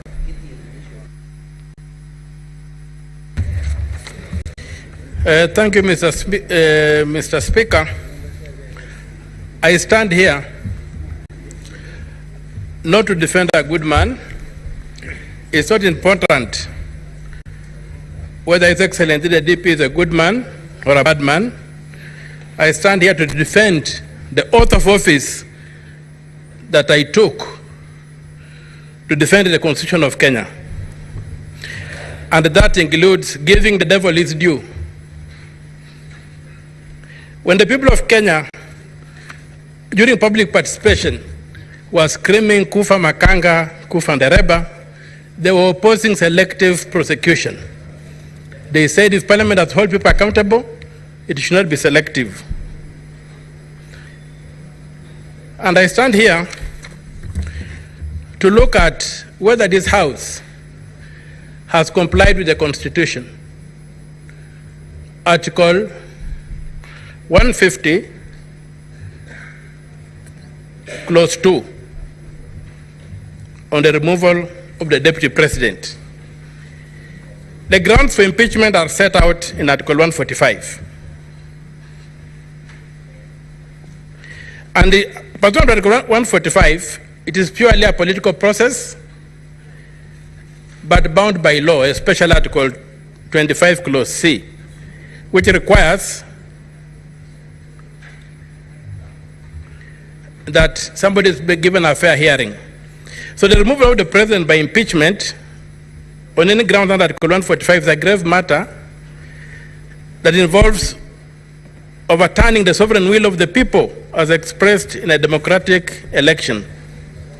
Even more profoundly, it means that the person so removed is prohibited for life from enjoying the rights under Article 38, clause 3, paragraph C, to be elected and hold office. To vie for, be elected and hold office. So the constitutional bar that must be cleared for the removal of the president from office is high. The Constitution requires that the removal must be well founded in law, and that's why it prescribes the thresholds. And it must be objective. It is not a simple matter of numbers in the National Assembly and in the Senate. An impeachment is not a vote of no confidence. We must distinguish that. A vote of no confidence is a simple matter with no standards. It's just a political thing that you make, and somebody resigns from office, but he can come back and get to office again. This is an impeachment. So, Article 150, Clause 2 provides that to remove the deputy president, the provisions of Article 144 and 145 relating to the removal of the president, the deputy president, of the president shall apply with the necessary modifications to the removal of the deputy president. The Constitution does not anticipate a situation whereby we apply Article 145 on the removal of the deputy president without modifying it. The phrase is, shall apply with necessary modifications. What modifications has this House made, or the National Assembly made, or Parliament as a collective made to Article 145 before applying it to the Deputy President? Can we impeach the Deputy President using the standard for impeaching the President, when we know very well that the President is immune to prosecution, and therefore the certain standards that apply to him won't apply to the Deputy President?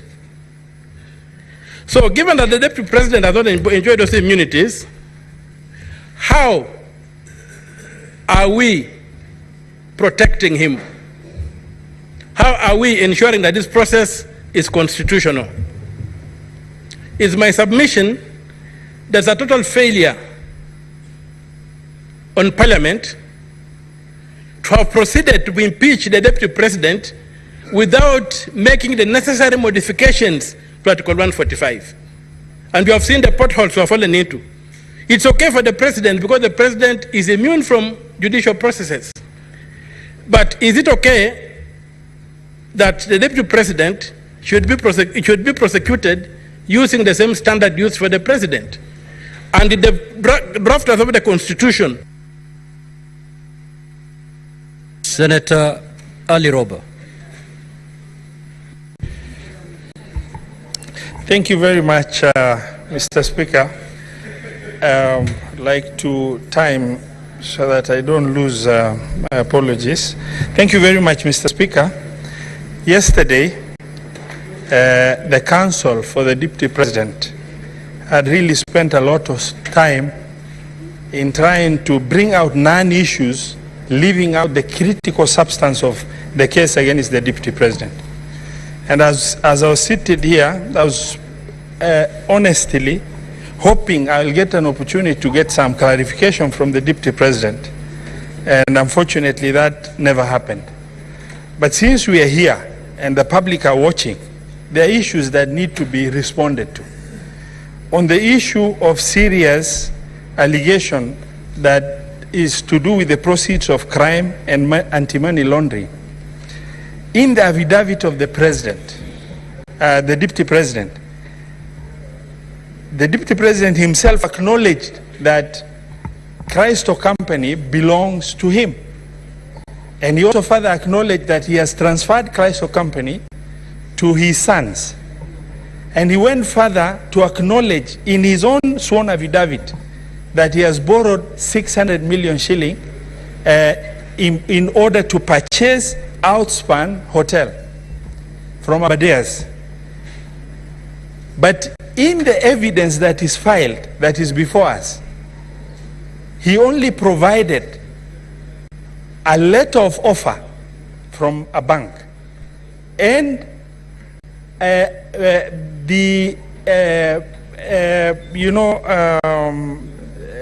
resolution of the company. But he failed to provide, and all of us understand the loan process and how tedious it is. The deputy president failed, and if you are accused and you are threatened to be removed from the office of the deputy president, I believe that the least that was expected of the deputy president and his legal team is to, get with clarity a closed loop by providing the evidence that is required. For example, there is no provision in that in the evidence and that is filed before us of what happened after an offer was made. Normally it is followed by an agreement, a loan agreement. That evidence of loan agreement has not been filed. It is followed by a collateral document that was used. And, the need to get the collateral document through the legal perfection in terms of valuation report of that asset itself. He has not provided the charge document that indicates that that loan has been charged. In the evidence that is filed, he has not provided evidence of the fact that there is money credited to Christo account. And he has not further provided evidence of money leaving Christo account to go to Abadeas for acquisition of outfund. And the legal counsel expects, by concentrating on non-issues with the petitioner, that these issues will be swept under the carpet. The other issue that I need to bring out, yesterday we were shown videos. The videos indicated utterances of the president in Muranga, where the president made a statement in trying to validate the statement of shareholding and the country being a company. They showed the president making a statement of nyinyi mumepata share yenu. But that was a statement of inclusivity in context, as opposed to the deputy president's statement everywhere he has gone, that is, assertive utterance of exclusivity within the population in this republic.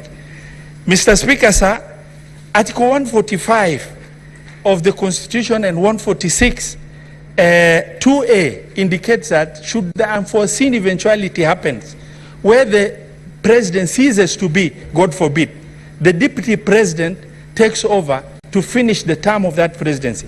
The question I kept on asking myself, can this deputy president, can I really call this deputy president my president in the context of this division that has been ongoing?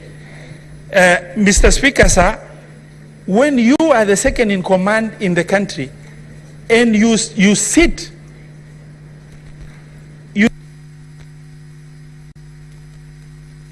Senator Karungo.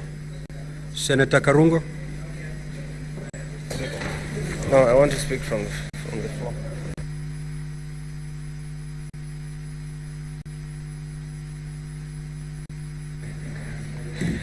Thank you very much, Mr. Speaker, for the opportunity to oppose this motion. I stand to oppose, and I'll start from where I left by saying that children deserve the most honest and thoughtful answers. And allow me, when I give my point, to talk to my children and the children of patriots of this country, Mr. Speaker. Mr. Speaker, cutting off the neck does not cure headache, Mr. Speaker. Mr. Speaker, it is one thing to condemn a healthy person and another to condemn someone who is sick or bedridden. Today we were told the Deputy President fell ill and he requested for time for us to give him an opportunity so that we can hear him. But that opportunity was not granted because we're in a hurry, and yes, I think we are. I don't know to where. Mr. Speaker, this is an impeachment in absentia.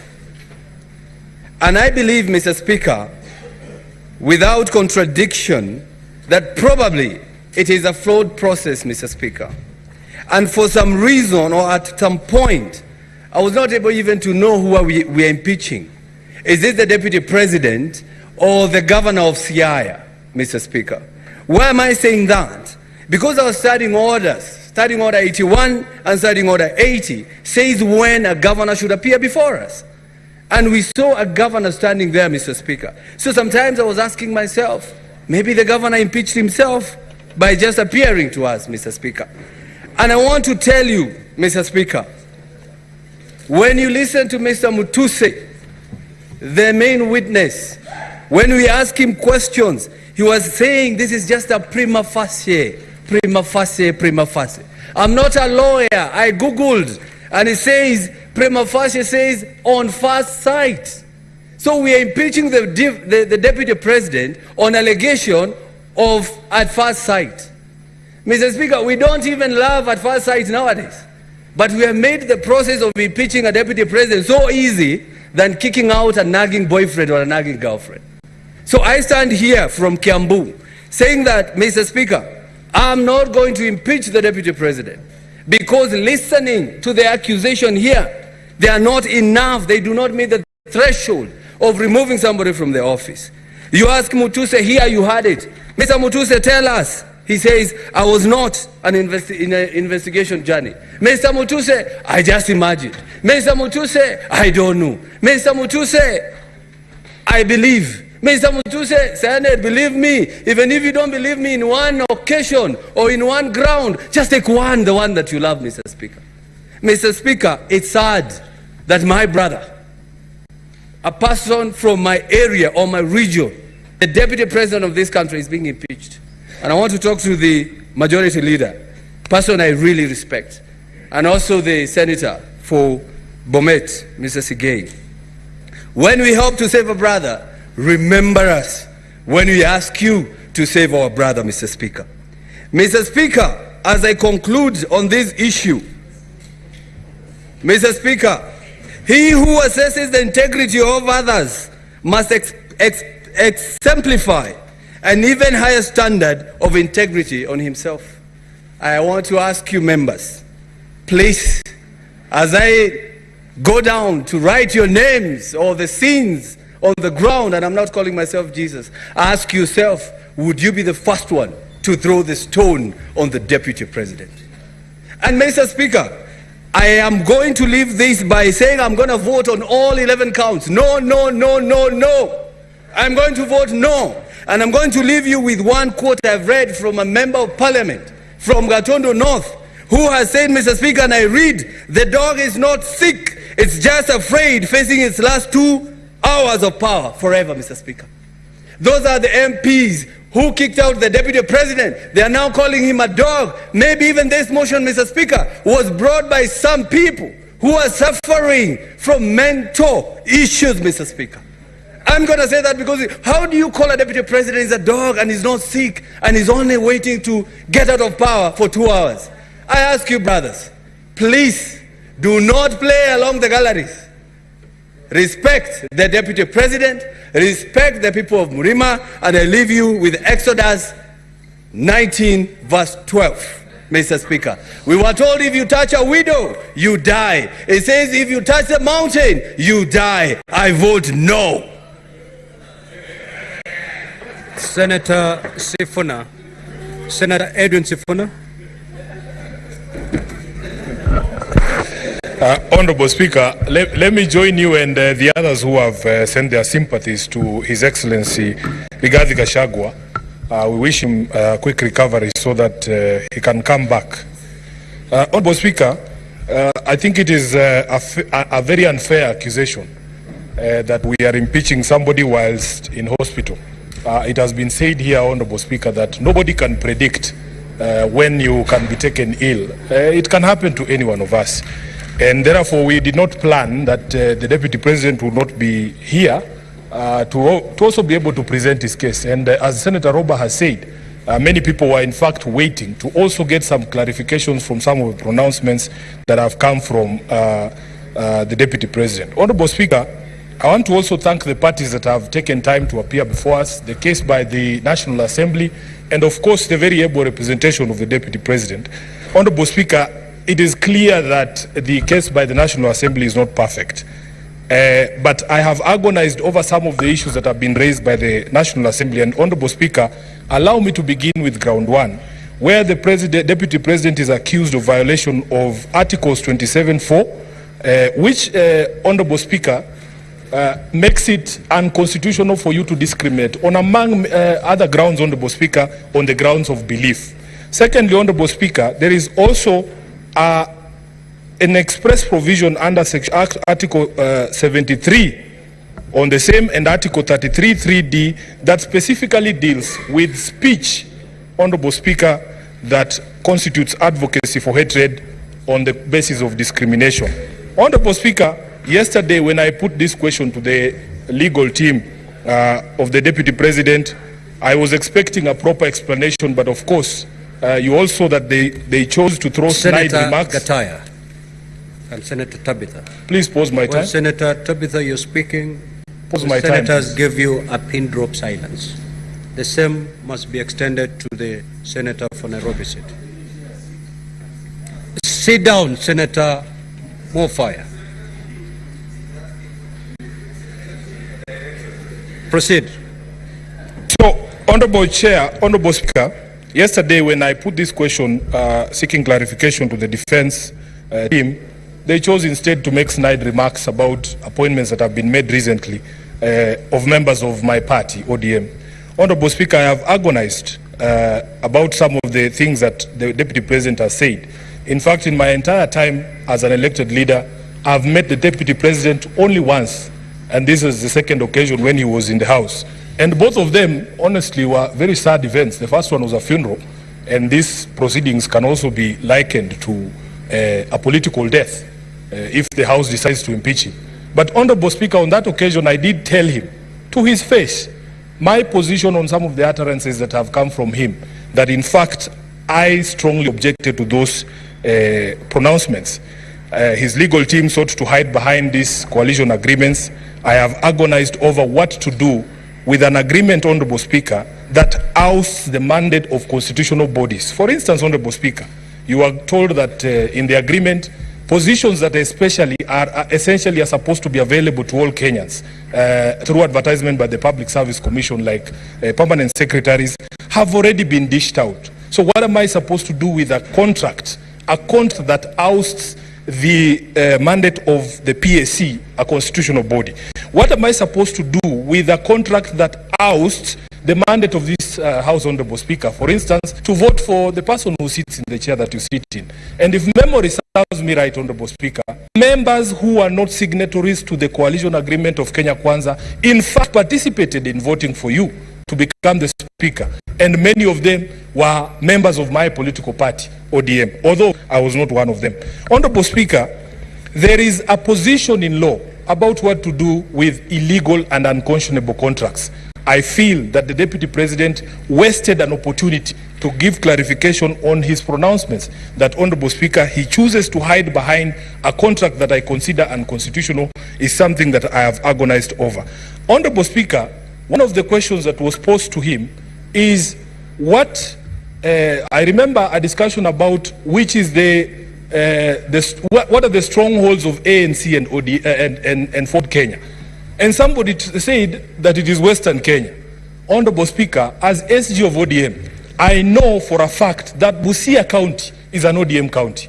In fact, if you look at the statistics at the Register of Political Parties, the county with the highest membership in ODM is not Homa Bay or Siaya. It is actually Busia County. So the question I'm being asked by my members from Busia is, Honorable Speaker, if a member of ODM who resides in Busia wanted to be a permanent secretary, does he take his application to the local Ford Kenya office so that he can access the 30% for Western Kenya? And that is the agony, Honorable Speaker, that people are going through. Honorable Speaker, there was also the conversation around the public attacks on a judge.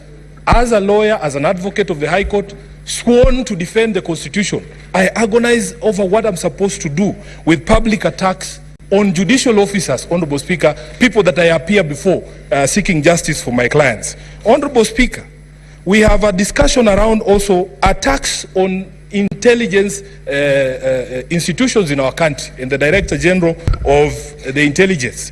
Honorable Speaker, it was argued here that in fact, as a member of the National Security Council, The Deputy Speaker has a forum, the Deputy President has a forum to bring up Senator Karen Nyamu.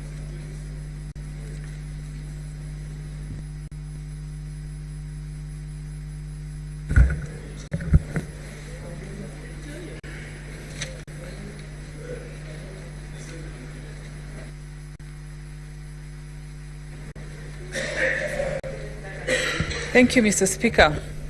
I can assure you, Mr. Speaker, none of us is enjoying these proceedings of an impeachment motion against the Deputy President, and particularly those of us from the government side, the Kenya Kwanza coalition, and for obvious reasons, Mr. Speaker, because ni wirigiro bwakwa nwithirite uri na utuko bwega iri ntuko ya 17 kana tariki ya 17 Alhamis muri jwa 10 mwaka jwa 2024 mwananirie wetu wa mathithio de Jane Rose Gataka mbeta wa kabwe muthaimi ngushokerie nkatho cia mwanya nontu bwa kuthura nyumba ya Nteto na gutwethia nyumba ya Nteto iri na igweta maturene ntere mwanya miangatene ya mugongo jwa amiro ilikanwe ati muswanda kana rwaria rwa igirira kwaberu gitine ko munini wa rais Rigathi Gachagua no rotite na mbere kiri mbunge ya Senate muji munene jwa Nairobi naria masenators bairigiri kwithira bakiringira kura muswanda jo tugetera tonekithia bagaikira kirore kwaberu gitine kwa Rigathi Gachagua kana Gachagua akaithira akionoka kalika aikiri nkingo indi tushoke kadetune ka amero naria nekendeke boti uge bwakwa ende ni uge bwa gikundi kia ma MCA County Assembly ya Meru baraba shumeretie kuringira ndebe CSO karibu dene Professor Kithure Kindiki bakiuga aiwe giti kia munini wa rais Kithira Gachagua akaithira keberua rugono rudhurani mandiketwa Nteto mutugi wa Kiambi Ngeretwo ni mutongere wa baraba ingi kiri mbunge ya kaunti ya Meru Patrick Mutuma mbunge ya kaunti ya Meru na kanywa kamwene baigikitwo waziri wa karia bwandene Professor Kithure Kindiki kwa munini wa rais batu turaja tuta MCA ba Meru tuwatene tukintu kimwe tukiuga mtura tuko support kwa Vice President wa Ruto Kithure Kindiki nontu Kithure Kindiki tutegete mantu jonde and dimensions yonde inyala thirikari ya UDA thithagua antogora endi mono no ropendekeza Kindiki lakini atombere kwa lakini ambuge gitare ukinyara Kindiki apetete kuthanwa na ndi Vice President tuwa batwe na kauli moja ntura to support oyetekia Deputy President Professor Kindiki Kithure na turi wau atu turi antu ba Mount Kenya East turi Mount Kenya East yokura na no ntu antu bange ba Kenya ba Mount Kenya West na kabila inge cionthe cia Kenya Kindiki bo support kinya batwe ayo muturi yetu turi Professor Kindiki Kithure naye wetekia Deputy President no ntu nyawe no kuma Mount Kenya tonete ai national leader atethirita ka advocate mount ya region 1 region imuntu ena uwezo tukemea presidency na akure a symbol of national unity so Kindiki batu to members of county assembly na to represented and Meru itukuromba president kanya ka deputy president Professor Kithure Kindiki naewe no tukona ina uwezo bakombote the president kurante gurwa Kenya kuringana na MCS baba Kindiki ni muritingo gikwithira uthundhuria bura bwithiritwo bukithirwa magita kwa magita ni bwonanite Kindiki gitongerekere ministry wa karia bwandene bakimuthaitha Ruto gutegera Kindiki na ritho ria mwanya kepo zira ithithitu cionthe itonete Kenya kuntu mwanya bana imana Professor Kithure Kindiki na hivyo tutukwenda kuathania na Kenya turi atongoria thene Meru County tuba support kwa kinya batu itukona Professor Kithure Kindiki no aomba kuvua no ndo itukona imutongoria ora aombete kwetha na performance kana na track record kengwire drita ina chio ai minister interior na drita isafu Kenya bwega na hivyo tutukona Kenya baina imani batu turi Meru County Assembly turiuga Kithure Kindiki tosha tukiromba president wetu ratwendete mono ura twaringire kura na wingi bunene akonsinde Kithure Kindiki amunenkere vice president nontu we Kithure ate mwana mugongo kana kiu ate na ukabila Kithure endete antu bonthe Kithure mwana mucha Mungu mukiri Murungu na imuiti ngugi Kenya yonthe itwanete ora itete ngugi utwa wethera atathenya na kashifa inyeriko utinya kashifa moto igwa na Kithure Kindiki imuntu clean na ingwitikia agatetheria president wetu Korokine bamugwetete ja mutongero tagwatwo na manto ja nkukumoka na kinya wenyangie bombeca cia mwingi bakiuga Kindiki niwe mutongero gatetheria Ruto ukinyaniria wirane bwa wekere mwingi opinion po ikuonania nthiguru yonthe Kenya yonthe nture kwenda vice president Kindiki ninyotega ki utafiti wa uthithitwe manto agwita ngwike mawaziri ya thuri Kindiki no ithwa tongeretie gita rionthe nguge ni kuonekana mtu kwenda kila mtu tena roko mtu tena ofisandi no tagwa twene ni kashfo to tombo muona nio ko itu ku batu mero mtu ro kuvua vice president wa Ruto ni Kithure Kindiki na batu turatongore ba meru tukwata na bangi tumwendozi na tukiromba president kanya kau na munenkere kenda tumba kuona maendeleo kinya tumete ruterero rwa Mount Kenya West kinya ruterero Mount Meru tumba kuona maendeleo kuma ki national government na Meru yonthe na Kenya yonthe ithirere at peace na Kithure Kindiki as the deputy president of the Republic of Kenya. Kiripotera Nyambene TV kumaikaro binene bya mbunge ya kaunti ya Meru gicigo bunge kia North Mbeita Mutugi wa Kiambi. Na tugitiraniria yuko ni siasa tugarukire ikoni kithomo na aria iri ntuku ya mambura ja gwikirwa ndumbi kwa aritwa basukuru ya Trailblazers Nteto Kaga kaunti ya Meru aritwa na shari ni bawiritwe nuntu bwa gwikirwa ndumbi kwa arito ba nabo arimu bakiuga arito ni baithirite bare na metere imega na bakirutaniria kiri kithomo kiao ni riboti ithurani ni mwandiki yetu wa Nteto. Ntuku ya mambura ya gwikirwa ndumbi kwa arito sukuru ya Trailblazers Aciari batindite kugurwo kwoko na arito bagikungwira ntuku imwe ya gitumi muno maishene yao. Wazazi wenye wako huko muniangalilie. To Ilinet Gatweri muciari wa Trailblazers Academy oni joinete Trailblazers Academy 2024 na school kuona transformational school no nto mwana kuma kweja ku na transformete jere ku atiko menya gicungu akimenya Kiswahili yake lakini nandika kwa gicungu kyonthe kire nyaoni ntaraia ndandare class 8 na bwarimu ni bakathite metere mega ya aritwa na ngwataniro ya aciari ira baithirite bakibanenkera. Majina naitwa mwalimu Winikei kutoka shule ya Meru Trailblazers, shule ambayo tunaipenda sana. Tunashukuru Mungu kwa siku ya leo, imekuwa siku ya ajabu ambayo tulikuwa tunasherekea graduation ya mwaka wa 2024. This is a good school because since I brought my kids, I have two of them, one in grade 1 and the other one in PP1. I've seen a great improvement and the kind of treatment that I have seen in this school is great. Children are appreciating even the environment wise and it's a school that we can recommend for the parents around Meru or those that are aspiring to relocate to Meru. So you are much welcome to our school because it's a school with future. As our motto read, is a center of excellence and is a good school. It's a unique school, mahali ambapo watoto wetu wanafunzwa mambo mengi na mambo tofauti. They know how to speak English and it is good English. That is from playgroup. Shule yetu iko na playgroup mpaka grade 4. Kiripotera Nyambene TV ni Kabwe Mudharimi. Tugarukire ikoni makoti nara igamba ryarimi wa majani kuma mishimukuru rikathikirwa tariki 29 mweri June kirikoti ya Meru ni rombare arimi ba majani kuma mishimukuru rekweberwa command director bao igitine ba kigweta kunyongoria mitaratara na ungamiri bwa factory A ni rugono tudurani ni mwandiki wetu Nteto Mutugi. aremi baba bakauwa bakiaria na andiki ba Nteto mea koti ya Meru baugite bate gutambua erekeria barabara reo kwithirwo ni babaritire obici na gukurukira watho onto arimi bawira bate na imani na directors babaiko no to boa the very poor pay bonus kana ta second payment ya majani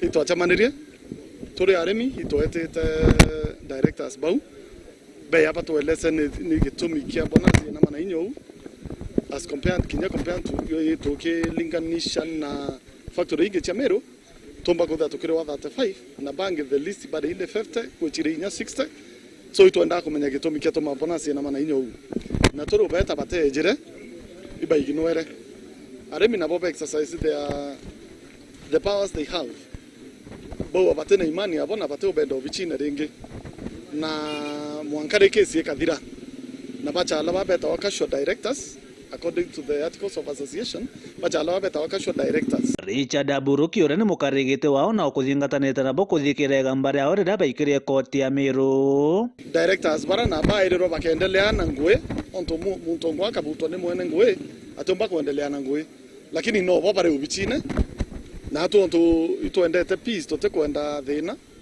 tutenda witia no koinya onto ari baba tuthiete na ari mingiri 13 bareta thina tukaya kureta thina so tuwa no katugete mwanka koti etwa mwire wakili wa ore barungamirite gambariri augite bakandikira koti ya Meru kurungika erekeria babakire kurita ngugi no iri kuigene na arimi baba kou twina robona na turaremi tukira koti ya Meru law court ya no ndasi cia kurieria director batega interfere na factory ya Michimeguro kumaruare iba kuandika na kinya bakandika turani kutena inya application baambirie kuandika na turani turibandene uwa batu still tukuona business kia transactant Michimeguro ni director barato wengire batu turi arimi tukuromba directors bau bandikirwe barua ya kureka kutransact any business mwanka court every case na muntu atemenya kubutherwa forensic audit when is in the office kuringana na sheria ya Kenya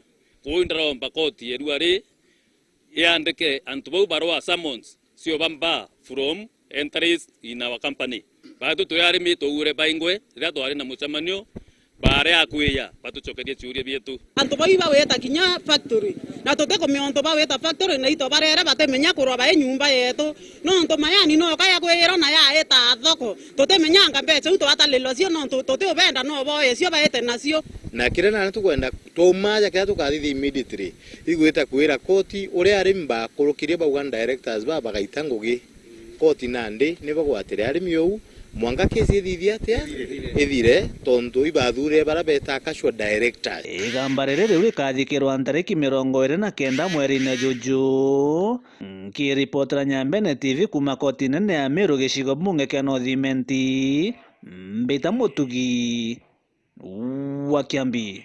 Tukitikana na hiyo ikonie urimi bwa majani na mateta ya arimi bwa majani kuma Michimeguro tugarukire mutino jwa mwanki ntereshan nderone ira iri gishombunge kia Igembe South na area muji jwa Frederick Kinyua bati baitara asara ya nkiloki ya mungana jwa milioni ijire na ndene bauriti anto bawendi bobo ya gushumiria na gubateje nyuma ya mwanki jo gutemantame bakithirwa kiraro kyao nguciao intobiao na batina wirigiro bunge ne ripoti irwa ni mwandiki wetu wa Nteto Amina Gakeni wa Mbabu.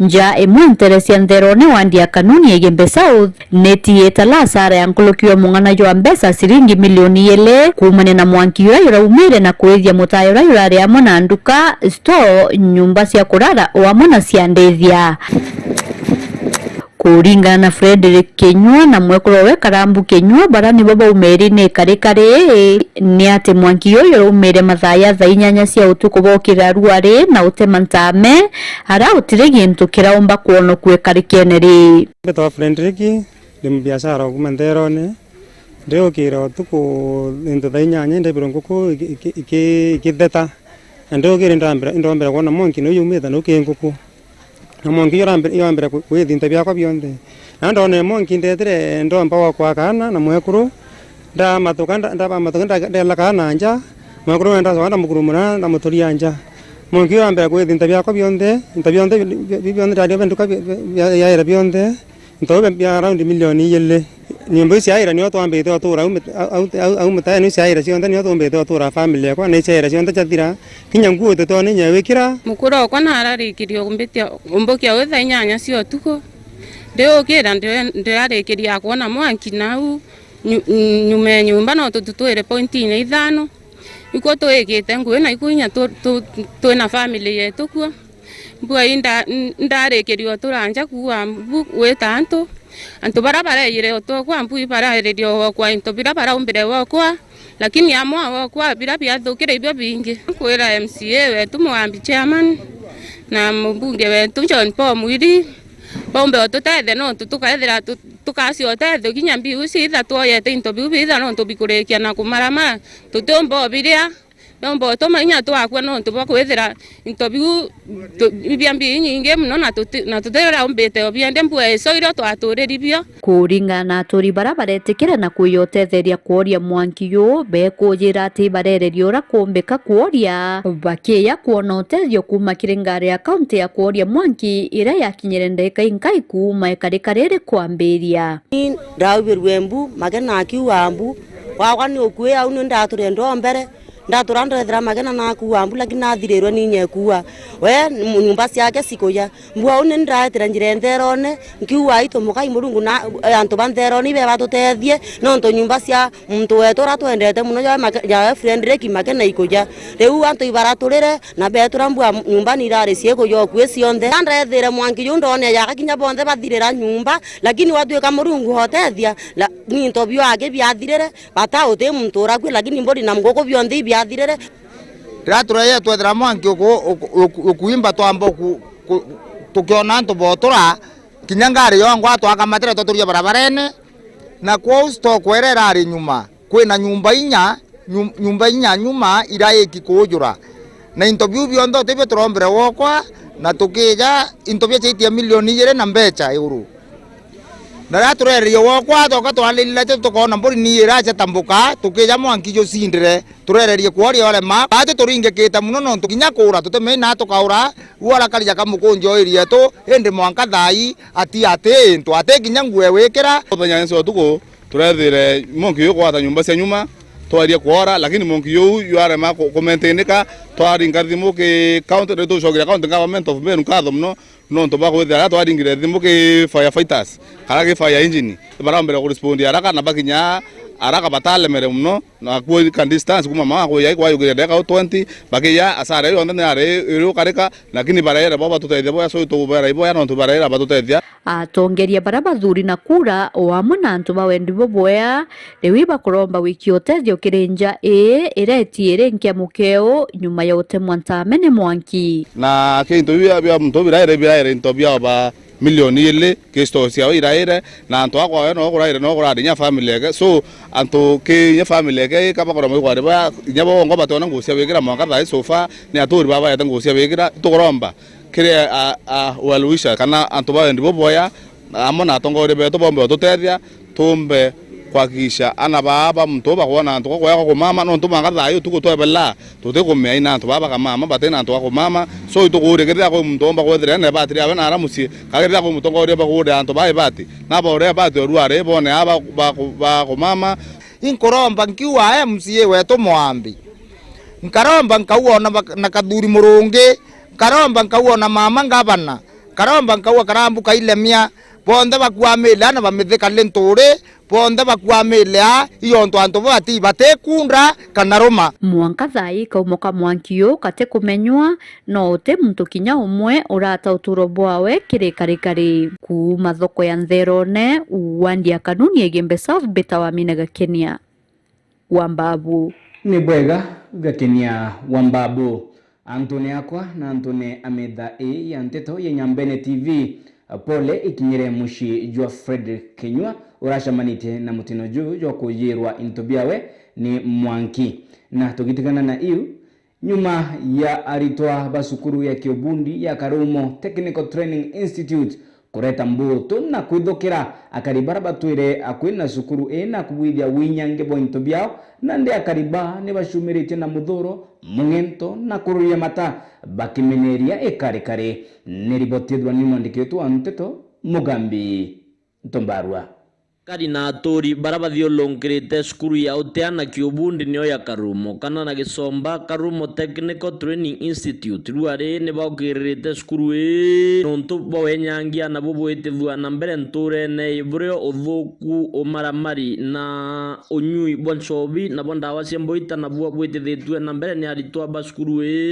bara nabo batumite akariba bacia wiru nabo barari nabo na cukuru batu bira tuchumbura mwanka thai irietwa aritwa bawito NYS nende bira bioturiaria batu gwikinya themwe batu kirio magaindi bakulukirinya thirikari kwa tuika ibo ba kontrol athwana nsima na batu me kontrol na thiri ba me kontrol na kurantu ntuko itekura ya kunyumba barora ite ichicho yonde mwanka bathiria na mwanka thaire ngi utuko barendelere kura ichicho yani barichiete kibo thirikari bariwa batokirinya borichi ende bira bioturiaria kinya borichi nabo bairingirwa thimu baeta kinya kuitabura kururira antu barabara endera bambiriria andwa borichi bateweta ende batutu ingwende yanthaka eturiani stage ya omwena mami sibitari thai wengo ina unangi na mwekuru mwe ya kulukite na ate kumekira kikuendelea batu tambwenya mwekuru kana mukuru yani batu kirini unjesi ya thwana ire athwana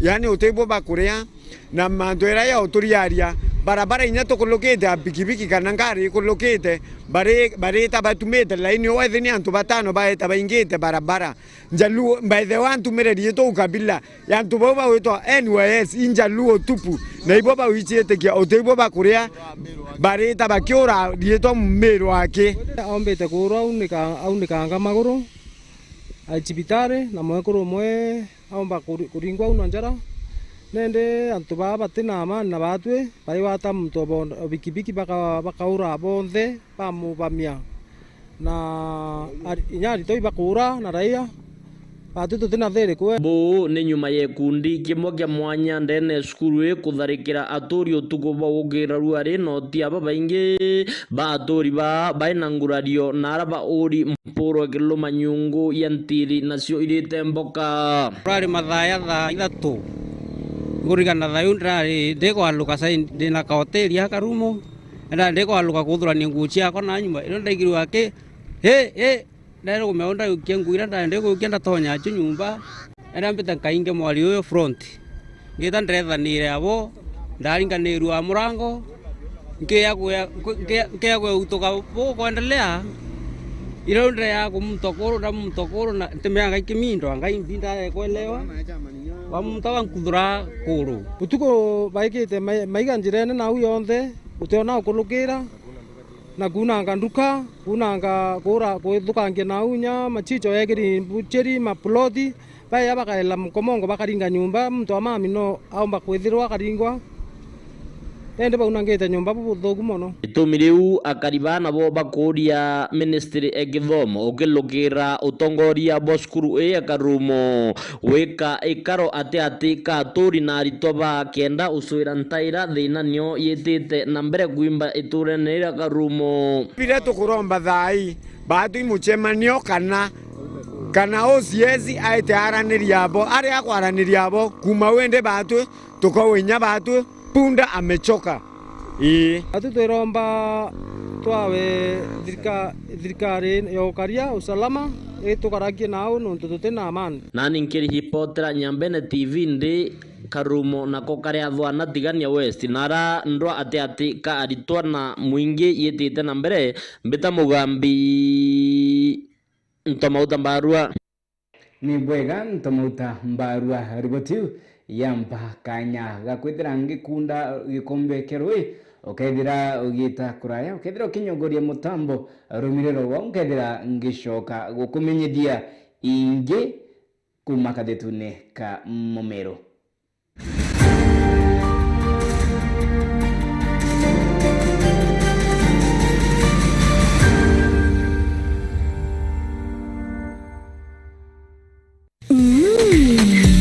Sama ya irio ni murugire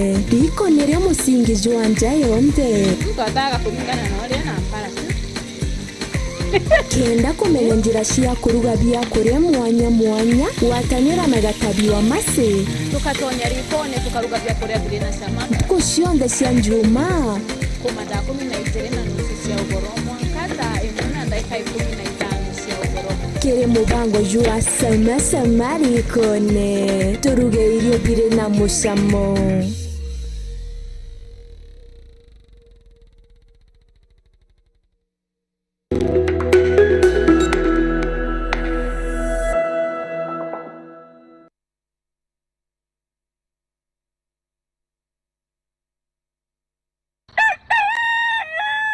Mugenia mero njote kudhara na kairika kenkeni gashiaria jaka chune kama mero. Nyambene TV tukuletete mibango mwangi mibango yo kuthomithia, mibango yo kumenyithia na gutara, mibango yo gukenia na guguchanchamura.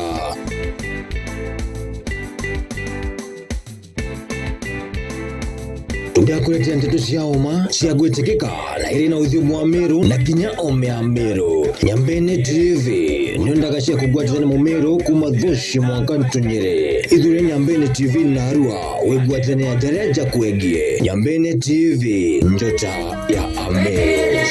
Kayo Nyambene itware turi twekere.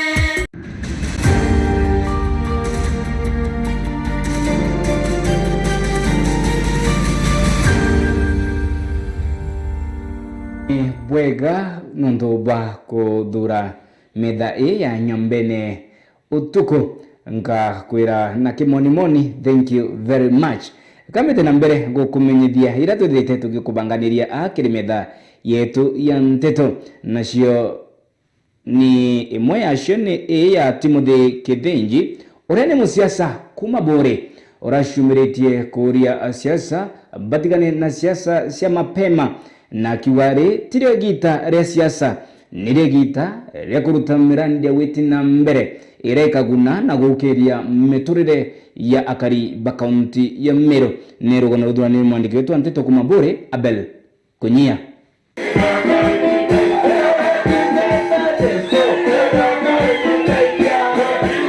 Timothy Kithinji na urakumerera mategeko ya seneta kaunti ya Meru mwaka wa 2027 na meneretie muswanda urajuthite na mbere jwa kuruta munini wa rais Rigathi Gachagua kirigite akiuga bunge batikuruta ngugi cia muringi kura indi ikiri mutongoria wao. Twina kiao kingi muno kiria Kenya no nto kwithira our leadership itimbere gwitira our people work. They are not ready to work for us. They are basically working for themselves and working for whoever is paying them. Personally, I think the president and the deputy came as an item. They should be impeached, both of them. Kithinji narombe tambia ombethe kwishumiria kiri utongoria kenda mwingi juona uthi na mbere.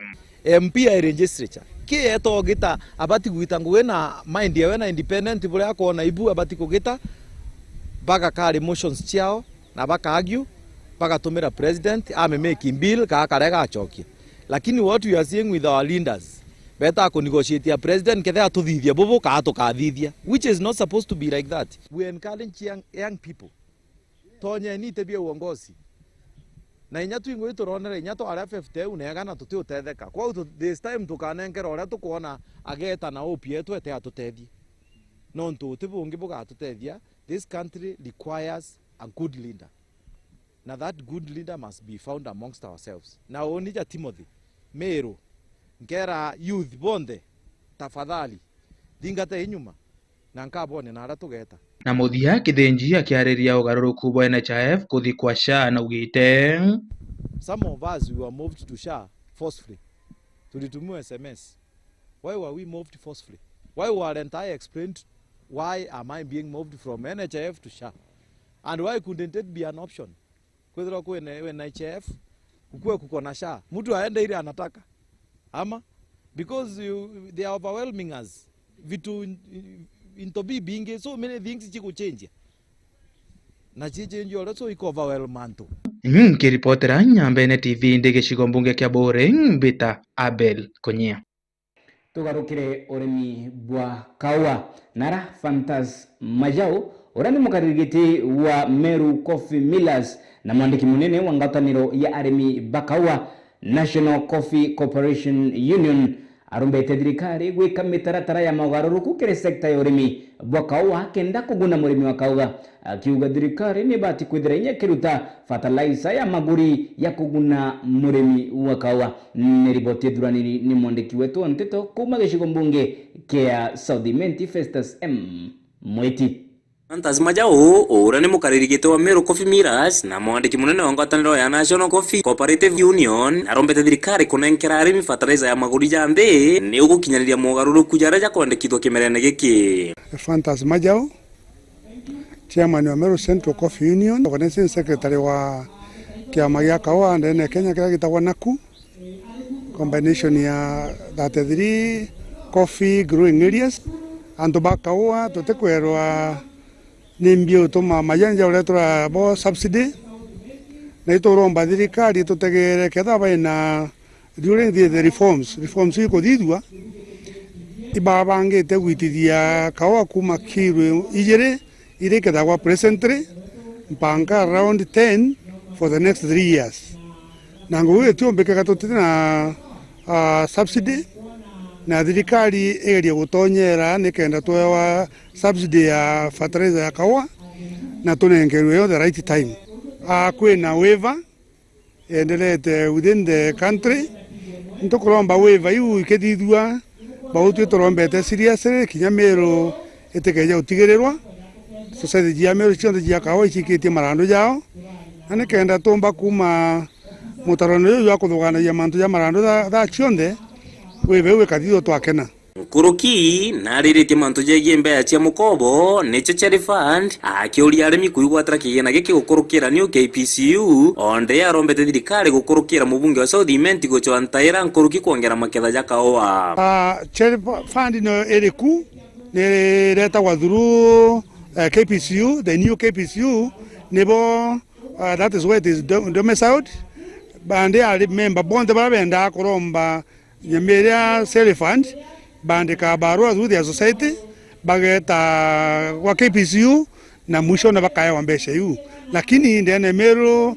ni kwani mbeshe yu alimi bataki ya stage ile kumenya ni kolombo seriously ya percentage nini na maromba jeto ne thirikari gatonyera ne kion kolomba akinya mheshimiwa Sadrak atutetherie tumba ku build production ya kawa kuma kilo ijere ko produce thai patri mpanga kilo 10 Kiripotra Nyambene TV kuma South Menti Beta Festus M Mweti. Wakau Meru County Commissioner Jacob Ouma narutite mukana Jumurito kiribara akuganira ya bagukundira kireka jua kamwe na ambabandithie baraba twikite mpanga kiri arithi kuma milioni ya tigania na embe. Neriboti dhwani ni mwandiki wetu Nteto Maida Fasi.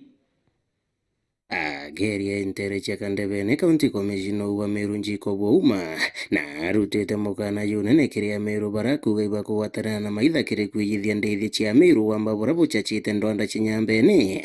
Na antu wetu wa hapa wanashirikiana na watu wa kule kuja kuharibu sisi hapa, na mimi nataka kuwatangazia hapa nitawafanya mbaya.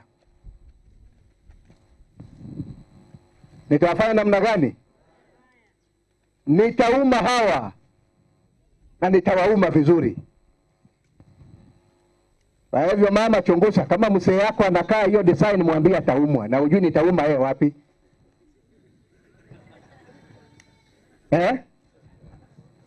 Ujui nitauma wapi? Waambie waachane na hiyo maneno. Tuko na wevi wanajifanya hapa ni wetu, wanawasiliana kule. Iko watu ambao ng'ombe zingine zinaibiwa na zao hazigudi kwa sababu wao ndio wanashirikiana kule, wanasema ng'ombe ya Ntomwentantu iko mahali fulani, kwenda chukua. Alafu ikienda yeye kuna vile tutapambana na wewe. Tutaki hiyo usaliti. Ona kuririte metho bunene mabitha ba NPR barabati kurita ngwibura kubatere. NPR ambaye hawezi kuchunga mali ya wananchi arudishe hiyo bunduki. Hakuna bunduki ya kuchunga maharagwe, hakuna bunduki ya kuchunga boma, hakuna bunduki ya kuchunga sigara ikipelekwa masokoni, hakuna bunduki ya kuchunga bibi. Kwa sababu wewe unachunga bibi na bunduki. Hii bibi ni mwenye bunduki tumepeana kazi gani? kuchunga maisha na mali ya wananchi.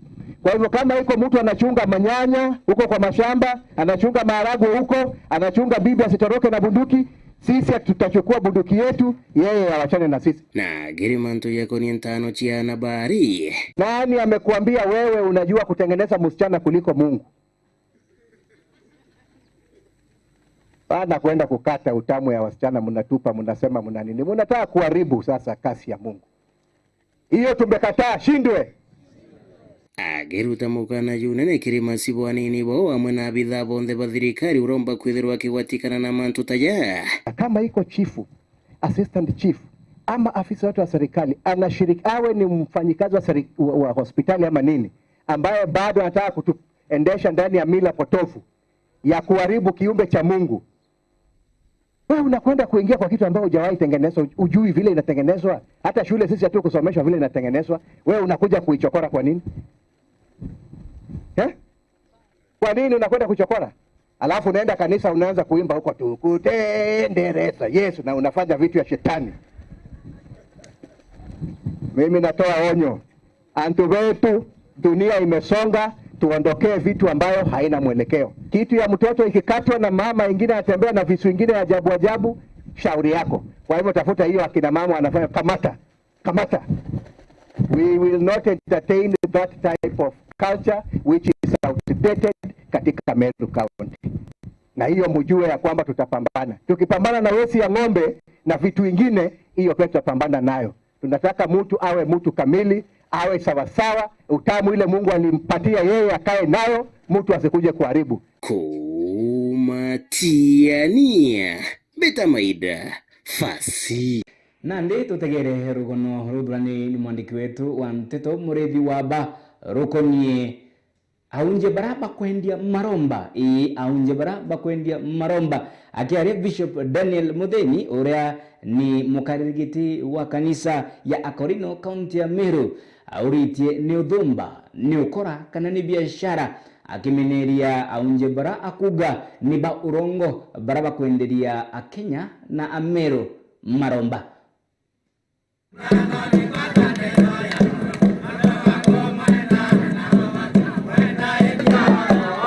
Tongeria bakanisa ibashumirite na kuga ati maromba jatibaterio kwithwa jakire agwa no ciringi kana ndururu no nduba kwithwa waewe kewa gya kurombanagira utheri na ubati kweja na utheri.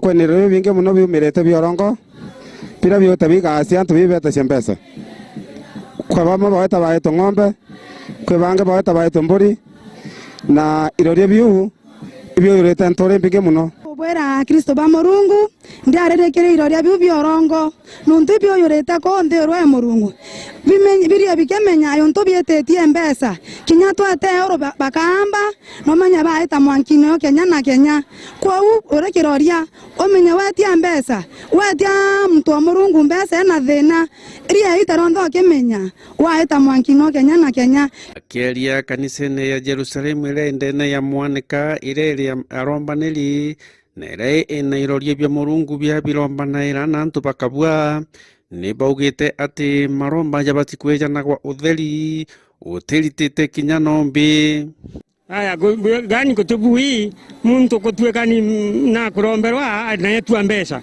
kubati otweke woe no kuromberwa utheri biri kuteno byo wetwa kana werwa no atia ubati kuromberwa ukethwa kiona kiama ki Murungu.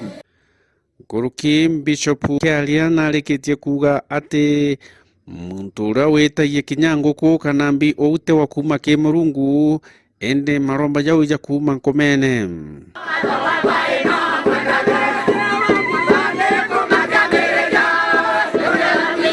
Nkobwera yeto na Yesu baita mwankine okala no eti muntu mbesa ontoko na kumunta na sindano sira kumunta na sira tengo yororia edingo ya talamu ba mandaitari nani mandaitari ya na kanya kau kuba to toromba na irotheri ni kiamaka muru kiora na sia ni waba muru bora na sia ende manta ko thithia kinyata ke na muntu ora kumunta sinda tengo ya kiroria kuni ko kani roria yeto na Yesu ni ba onoke bebele mwankini yo nkoma yo sunani na yo rongo na yo kaania ute mtu murugo kaana cia utosunana na utorongo ha kwa ni kubakanye kurongwa no sunana na kuia uteke thimia mbesa cia kuroria oya butere aswa na bute mbesa citawa nkubakanye kuroria bebele mwankine nkubakanye kurongwa ba onoke bamenye ngai nigero itia murungu eri yama na ndia Kristo nabo baumerete na kuga kinyabo ibete twinto mwanya mwanya ke maromba yange mwanya mwanya